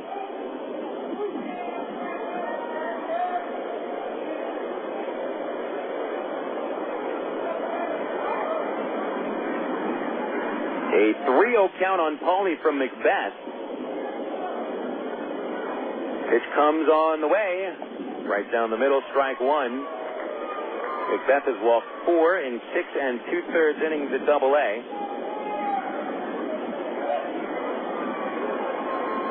Walked 6 men in 7 1/3 innings at AAA. At first base, Wilson, 1 out. The 3-1 pitch. Pauly swings, lines it to right for a base hit. Wilson had to duck underneath it. He'll stop at second base. And Pauly collects his second base hit of the night, and the Travelers have their 7th.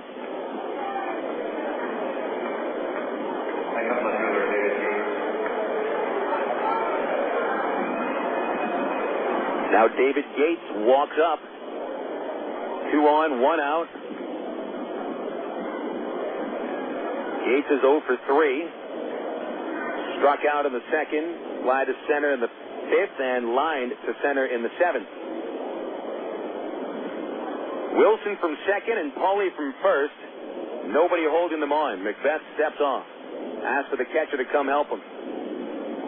Second by Rosie, team 3, under pitcher. Checking the Texas League scores on the Southwest Airlines scoreboard. Second by Rosie, team 3.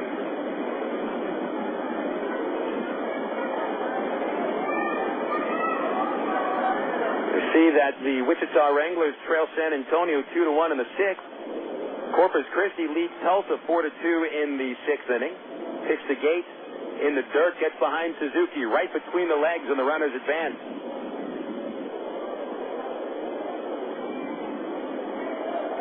Should be a wild pitch. That one went into the dirt right between the legs of the catcher. So the wild pitch moves the runners up, and here comes Vaughn Hayes out of the dugout. The Midland manager making his way to the pitcher's mound, where he'll chat with Marcus McBeth and the catcher Suzuki. Other scores in the Texas League. I mentioned Corpus Christi 4, Tulsa 2. Josh Bonifay has homered for the Hooks, his 8th. Judd Thigpen for Tulsa hit his 4th. Springfield, who beat Frisco 10-1 yesterday. It's 7-2 Cardinals in the 5th inning. Springfield just finished a 4-run rally in the 5th. Juan Richardson has hit 2 home runs.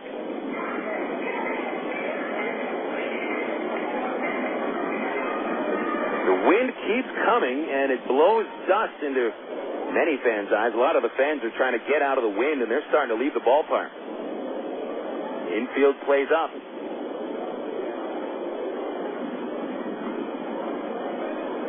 Gates is 0 for 3. And a pitch on the way. It is outside. It's a 2-0 count.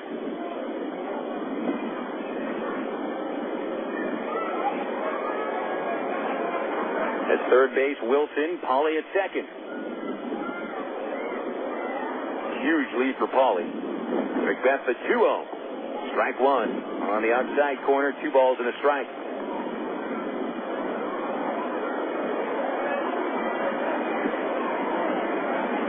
2-0 Arkansas here in the 9th inning. Yates has driven in 8 on the season. Here's the pitch. Swing and a fly ball foul. He hit it in the air over third base, way out of play.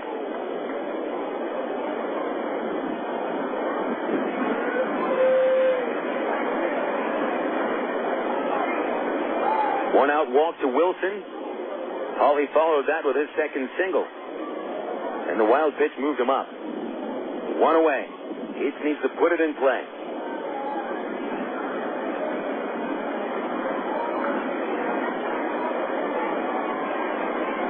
Gator holding that bat above his head, waiting. McBeth set. 2-2 pitch. Swing and a miss. Struck him out on a breaking ball, and there's 2 away in the 9th inning. That'll give the infield a chance to relax. And here comes Jason Espedo. A single should drive home 2 runs. And take a 4-0 lead into the last half of the 9th. Espedo singled to center in his last at-bat. He's 1 for 3 today. 1 for 7 over the first 2 games of this series. Walking leads by the runners, Wilson and Pauly. Stretched by McBeth. Pitch to the left-hander. Espedo takes the ball under the knees. 1-0 the count.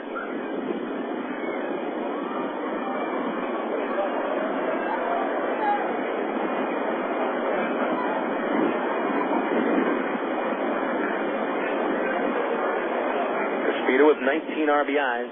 1-0 pitch. Fouled straight back into the net. He got a good swing on a fastball. 1-1. 7 Traveler hits, only 4 for the RockHounds. Could be the best pitch game by the Travs all season.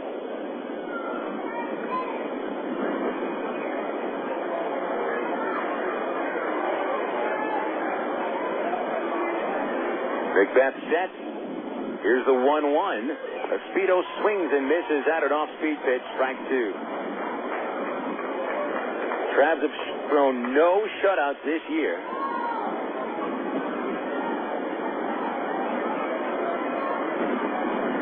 As a team, they haven't shut an opponent out once. The 1-2 pitch. In the dirt, got behind Suzuki. Here comes Wilson. No play at home. It's 3-0 on the second wild pitch from Marcus McBeth. Hawley to third base. It's 2 balls and 2 strikes to Espedo, and it's 3-0 Travs.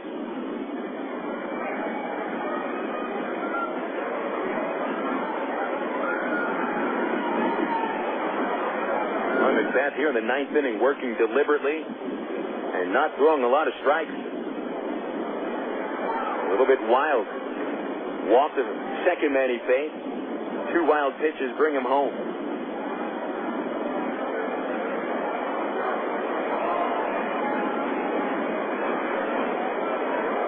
So it's Pauly at third base, still 2 away. 2 balls, 2 strikes on Espedo. Pitch comes to Jason. Swing and a miss. He strikes out, and the 9th inning is over for Arkansas. 1 run, 1 hit, 1 man left. 3-0 Travelers going into the last of the 9th inning as they try for their first shutout of the 2006 season. This is Air America Little Rock, 1380 KDXE. Since 1901, the Arkansas Travelers have been making memories in the natural state, like John Young launching a home run over the Mills Freeway to win the '77 Texas League title. People still talk about the explosive performances of Captain Dynamite or the Travs leadoff batter for the 1976 season, 3'4" Roscoe P. Stidman, and the unbelievable home run heroics of recent Travs Tommy Murphy and Mike Napoli. And it's a grand slam! Tommy Murphy wins the game with a walk-off grand slam!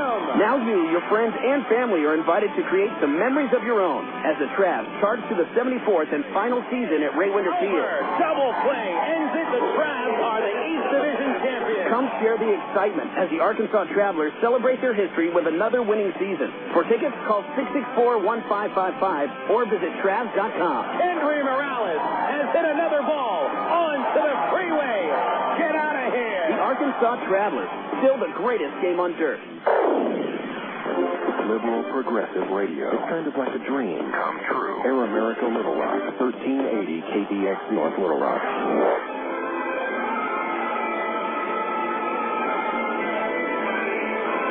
Bill Edwards remains on the mound as the Arkansas Travelers look to him for a 2-inning save.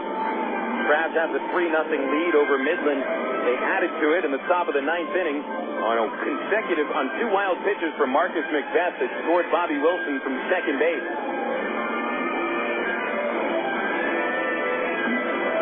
So it's Edwards, who threw just 11 pitches and getting out of the 8th inning and pitching around a leadoff walk, will try for his second save of the year. Edwards trying to save it for Rafael Rodriguez. It would be Rafi's first Double-A victory and his first win since his third start at Single-A this year. So here is Vasily Spanos to lead off the 9th inning. Edwards walked the leadoff man of the 8th. Got Jed Morris to bounce into a 4-6-3 double play. And Travis Buck struck out on 3 pitches. Spanos is 1 for 3. On deck, Matt Allegra and then Kevin Melillo. Edwards winds. Edwards deals. Way outside. Ball 1. Spanos, a right-hander, singled in the 4th inning. Otherwise, he's fly to center and foul to the catcher. 2 for 9 in the series. Edwards' 1-0 pitch is at the knees and a fastball for strike 1. 1 ball, 1 strike. Allegra, the on-deck batter, has reached once on a walk. Melillo 0 for 3. 1-1 pitch to Spanos.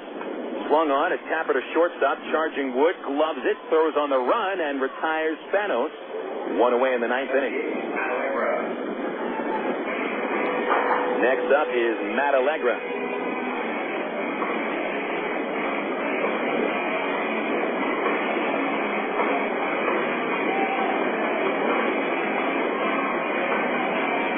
The Midland RockHounds have been shut out just twice this year.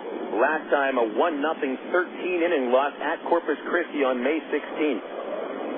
Allegra 0 for 2 with a walk. Right-hand batter. Edwards starts him off with a strike on the outside corner. Allegra has grounded to short, struck out, and walked. Here's the 0-1 from Bill. In the dirt, 1-1. The other shutout against Corpus Christi at Tulsa. 2-0 loss to Emmanuel Ujoa on May the 3rd. The Trav's lowest allowed run total was at San Antonio, April 26th, and a 2-1 win. 1-1 pitch. Allegra takes outside, and it's 2-1. Edwards, 1 save and 4 chances. Thompson not available today, went 3 innings last night. 2-1 pitch to Allegra. A strike on the outside corner, and it's 2-2.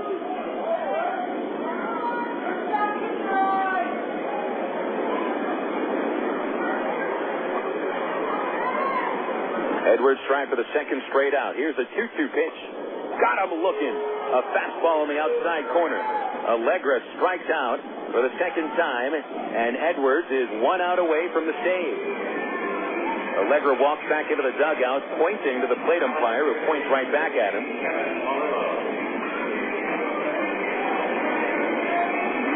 Both of the called strikes in that at-bat were in the very same spot, right on the outside corner. 2 outs, and here's Kevin Melillo. Melillo 0 for 3, a left-hand batter, 3 ground outs. First pitch, fastball, called, strike 1.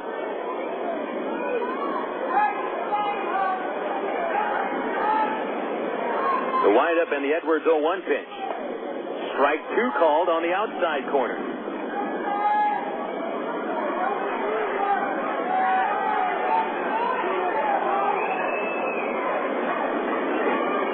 One more strike, and they got their first shutout of the year. Here's the pitch. Ground ball to short. Wood moving to the hole, scoops it up, sets his feet, fires, and there's a 4-hit shutout for the Arkansas Travelers. In the 9th inning, 1-2-3 go the Midland RockHounds. The Travs shut out, which is the Midland RockHounds, by a 3-0 final score, and you can put it in the book. Best game pitched by the Travs all season. Rafael Rodriguez, 7 innings for his first Double-A win. Bill Edwards, 2 innings for his second save of the year. And the Travs have won their second straight game. They've won 2 in a row against the RockHounds heading into the third game of the series tomorrow night. 3-0 final. The Travs now 17-30, while Midland falls at 25-23. We'll come back after this with the totals on the Allstate Insurance postgame report. It's been Arkansas Traveler Baseball on Air America Little Rock 1380 KDXE. You signaled your turn. You merged without cutting anyone off. You stopped because the light was red. Through rain and sleet, through dark of night, 365 and 1/4 days a year, you drive safely. Now Allstate rewards you for being the hero you are. Introducing the Safe Driving Bonus. For every 6 months you don't have an accident, Allstate will give you an extra bonus. Actual cash off your renewal bill. That's on top of any discounts you've already received. It's time to make the world a better place to drive. That's Allstate, stand. Are you in good hands? Get Allstate Your Choice Auto Insurance today. Call a local Allstate agent or 1-800-ALLSTATE. You can start earning your safe driving bonus the day you sign up. Features optional and subject to terms, conditions, and availability. Patent pending. Allstate Property and Casualty Insurance Company. Allstate Fire and Casualty Insurance Company. Northbrook, Illinois.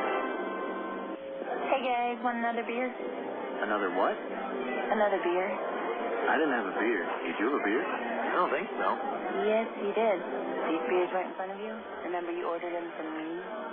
Where? I mean, I remember eating the wings. Yeah, the wings were good. Are you sure we drank the beer? Look, you guys came in, you ate the wings, you drank the beer. Huh. Whatever. Do you guys want another round? Of what? Beer. Yeah, that sounds great. You want a beer? I would love a beer. Next time, try the light beer with the taste you won't forget. Great tasting, less filling, Miller Lite. Miller. Good call. Miller Brewing Company, Milwaukee, Wisconsin. You're listening to Arkansas Travelers Baseball. It's time now for the Allstate Insurance post-game show. Once again, here's the voice of the Arkansas Travelers, Phil Elton.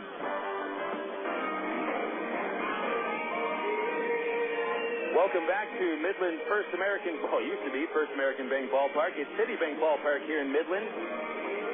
The Arkansas Travelers combine on a 4-hit shutout as Rafael Rodriguez and Bill Edwards combine to limit the Midland RockHounds to 4 hits and 6 walks. The Travs go on for the 3-0 victory in their first shutout win of the 2006 season. You know, coming into this road trip, we had not seen a single shutout between the Travs and any of their opponents, but Arkansas was shut out in the second game of the road trip at Frisco 6-0. And then the Travs shut out Midland tonight 3-0. Phil Elton with you on the Allstate Insurance postgame report. Unofficial final totals read: with the Travs 3 runs, 7 hits, no errors, 5 left. Midland, no runs, 4 hits, no errors, 6 left. Rafael Rodriguez, the winner, he goes to 1-3. Ben Fritz also 1-3 after the loss. Bill Edwards saving his second of the season. Time of game was 2 hours 37 minutes. And the paid crowd at Citibank Park, 2,912. Recapping the ball game, the Travs got out in the second inning to the lead. Off of Ben Fritz, Greg Porter hit a leadoff double into the right field corner. He would move to third on a 1-out ground out by Bobby Wilson. Then Matt Pauley singles up the middle, scoring Porter for a 1-0 lead. Travs starter Rodriguez set down 11 of the first 12 men he faced. Didn't allow a hit until there were 2 outs in the 4th inning. Travis Buck smoked a single to the right side and tried to race third base when Vasily Spano singled to left, but David Yates threw him out, and that ended the 4th inning. Then the RockHounds threatened in the 5th inning, loading the bases with 2 outs on 2 walks and an infield single. Eddie Cornejo grounded out to second base, and really the RockHounds wouldn't threaten for the remainder of the game. Travs grabbed another run in the 6th inning against Fritz. Eric Rodlin led off with a single to left. Brandon Woods doubled off the left field wall, moving Rodlin to third base. And Greg Porter's fly ball to left field was just enough to score Rodlin from third. He beat the throw home, and it was 2-0 Arkansas. In the 9th inning, the Travs went up against Marcus McBeth. A 1-out walk to Bobby Wilson, followed by Matt Pauley's second single of the night. McBeth then threw 2 wild pitches, scoring Wilson from third, and that made it a 3-0 score for the Travs. They would go on for the 3-0 victory. Rodriguez came out after the 7th, and although Bill Edwards walked a leadoff man in the 8th inning, he set down the next 5, getting a double play off the bat of Jed Morris to erase the walk to Cornejo, and he pitches a perfect 9th inning for the save. Travs win it by a 3-0 final score. Arkansas now at 17-30. They're 12-14 on the road. Midland falls to 25-23, losing for the 9th time against 15 wins at Citibank Ballpark. Travelers win it 3-0. We'll check the scores from the Texas League and the majors after these words on Air America Little Rock, 1380 KDXE. Coca-Cola, this is Mitchell. My friend's brother is a molecular biologist, and he was saying the only way you could have gotten Coke Zero to taste like the regular Coke was to engineer it in space. I would not. Well, no, but think about the whole zero factor, like zero gravity. It makes perfect sense. Zero is for the 0 calories. Just stop pretending that you don't engineer Coke Zero in space. Can you do that? I wish I could speculate on that, sir. The next launch. I just want the time for the next launch. Coca-Cola Zero. Real Coke taste. 0 calories. Your world is suddenly changing for the better because two great companies have now joined forces to deliver the world that matters most. Yours. AT&T, with its passion to invent, and SBC, with its drive to deliver, have come together to create the most complete and secure network with voice services, digital satellite TV, high-speed internet, and singular wireless. Learn more at thenewatt.com. Introducing the new AT&T. Your world delivered. You're listening to Arkansas Travelers Baseball.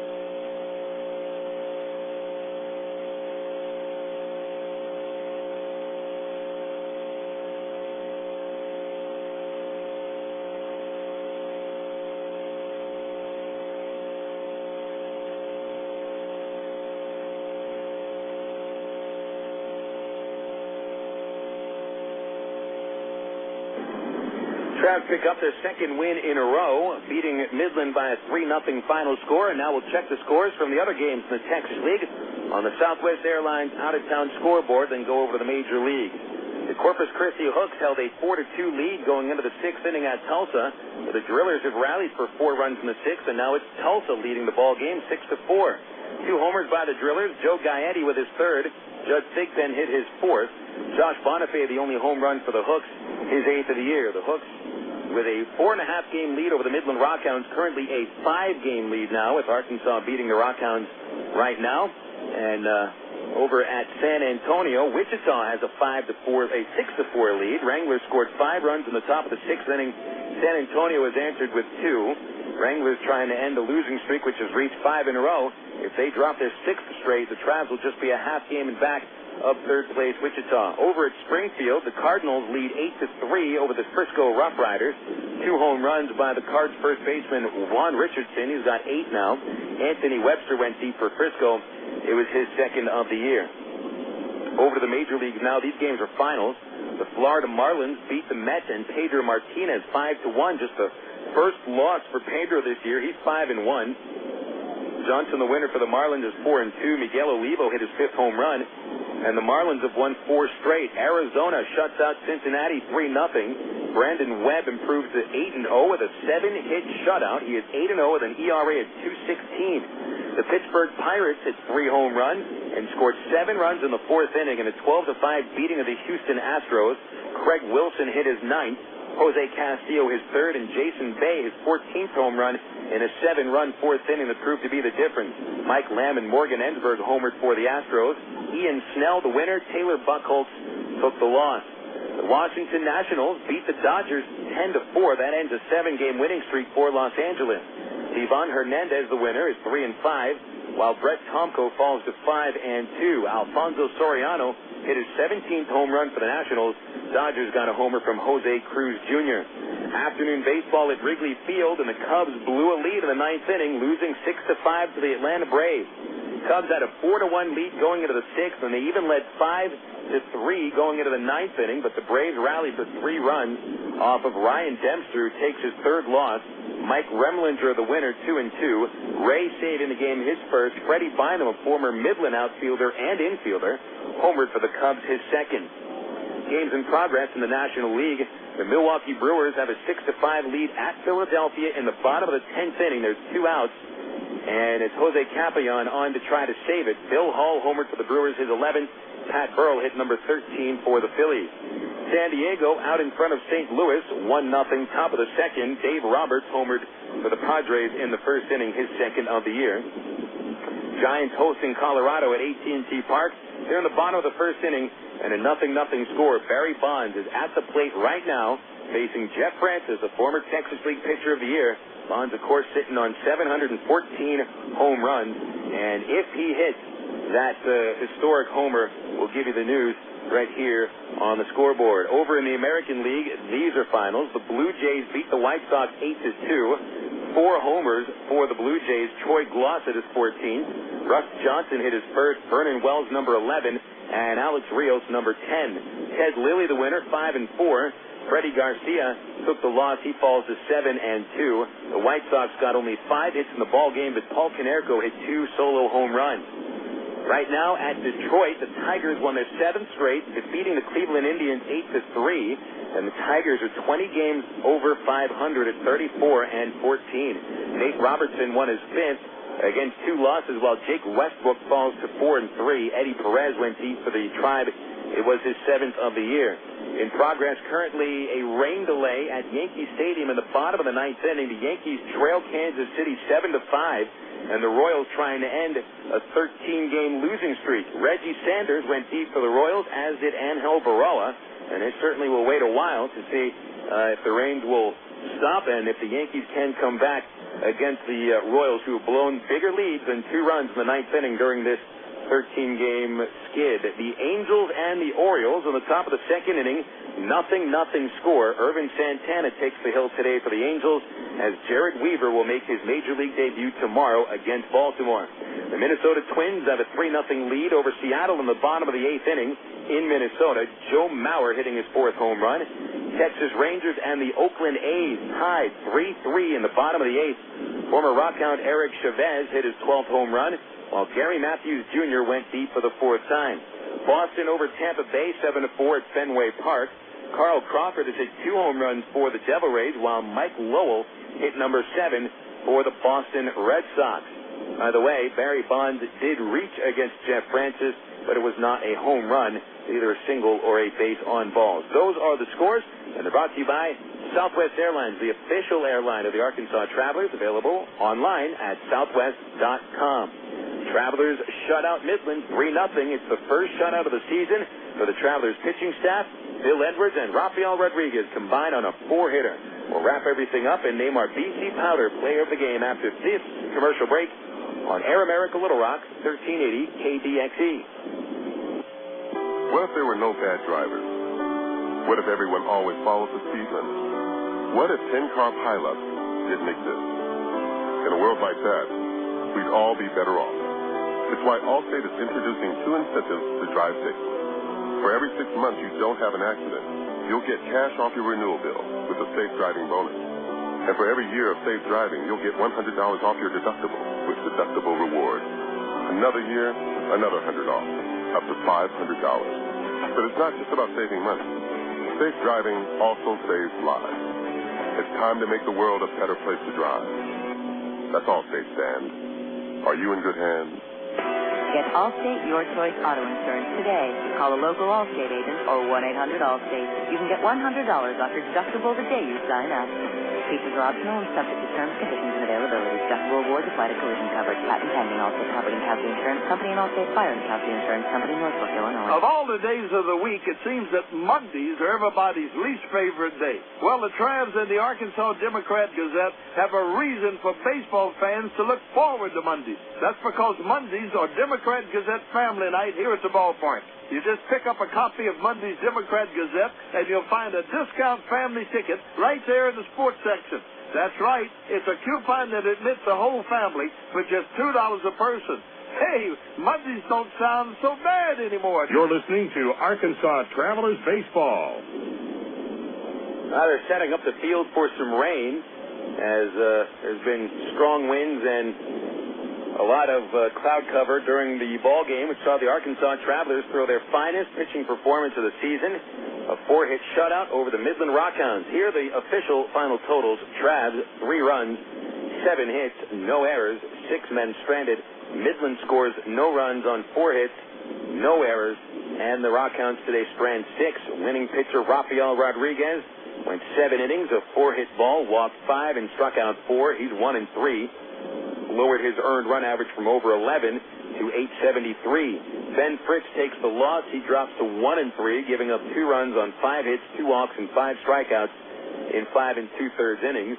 The save goes to Bill Edwards, 2 innings of no-hit ball, walking 1, striking out 2. It's Bill's second save in 5 chances. Ball game took 2 hours, 37 minutes. And the paid crowd today was 2,912. The victory puts the Travs to a record of 17-30, while the RockHounds dropped to 25-23. Arkansas is guaranteed at least a split going into Game 3 of the series tomorrow night. See the starting matchup in just a moment. First, our BC Powder player of the game is Rafael Rodriguez. Travelers starting pitcher needed to give Arkansas 7 innings today. He does give 7 innings, and after 6 very rocky starts, Rodriguez comes back with an outstanding performance against a pretty good ball club in the Midland RockHounds. So, Rafael Rodriguez is today's BC Powder player of the game. BC Powder is the official pain reliever of the Arkansas Travelers. BC gets into your system fast, and BC goes to work fast. With headaches, backaches, or muscle pain, nothing works faster than BC. Use as directed. Tomorrow's matchup will feature Chris Hunter for the Travelers, 1-4 record, a right-hander with a 720 earned run average. Ray Aguilar will pitch for Midland. He's a left-hander at 3-3 with a 3.23 ERA. First pitch 6:30.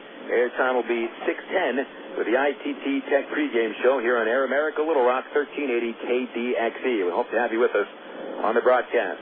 Thanks back to the studios to Matt Alderman and Lindsey Floyd, and to the folks at minorleaguebaseball.com for getting us on the air. Especially, thank you fans for tuning in to the second straight victory for the Arkansas Travelers. Again, that final score, the Travs 3, the Midland RockHounds nothing. This is Phil Elson saying so long, have a great night. We'll talk more baseball again tomorrow.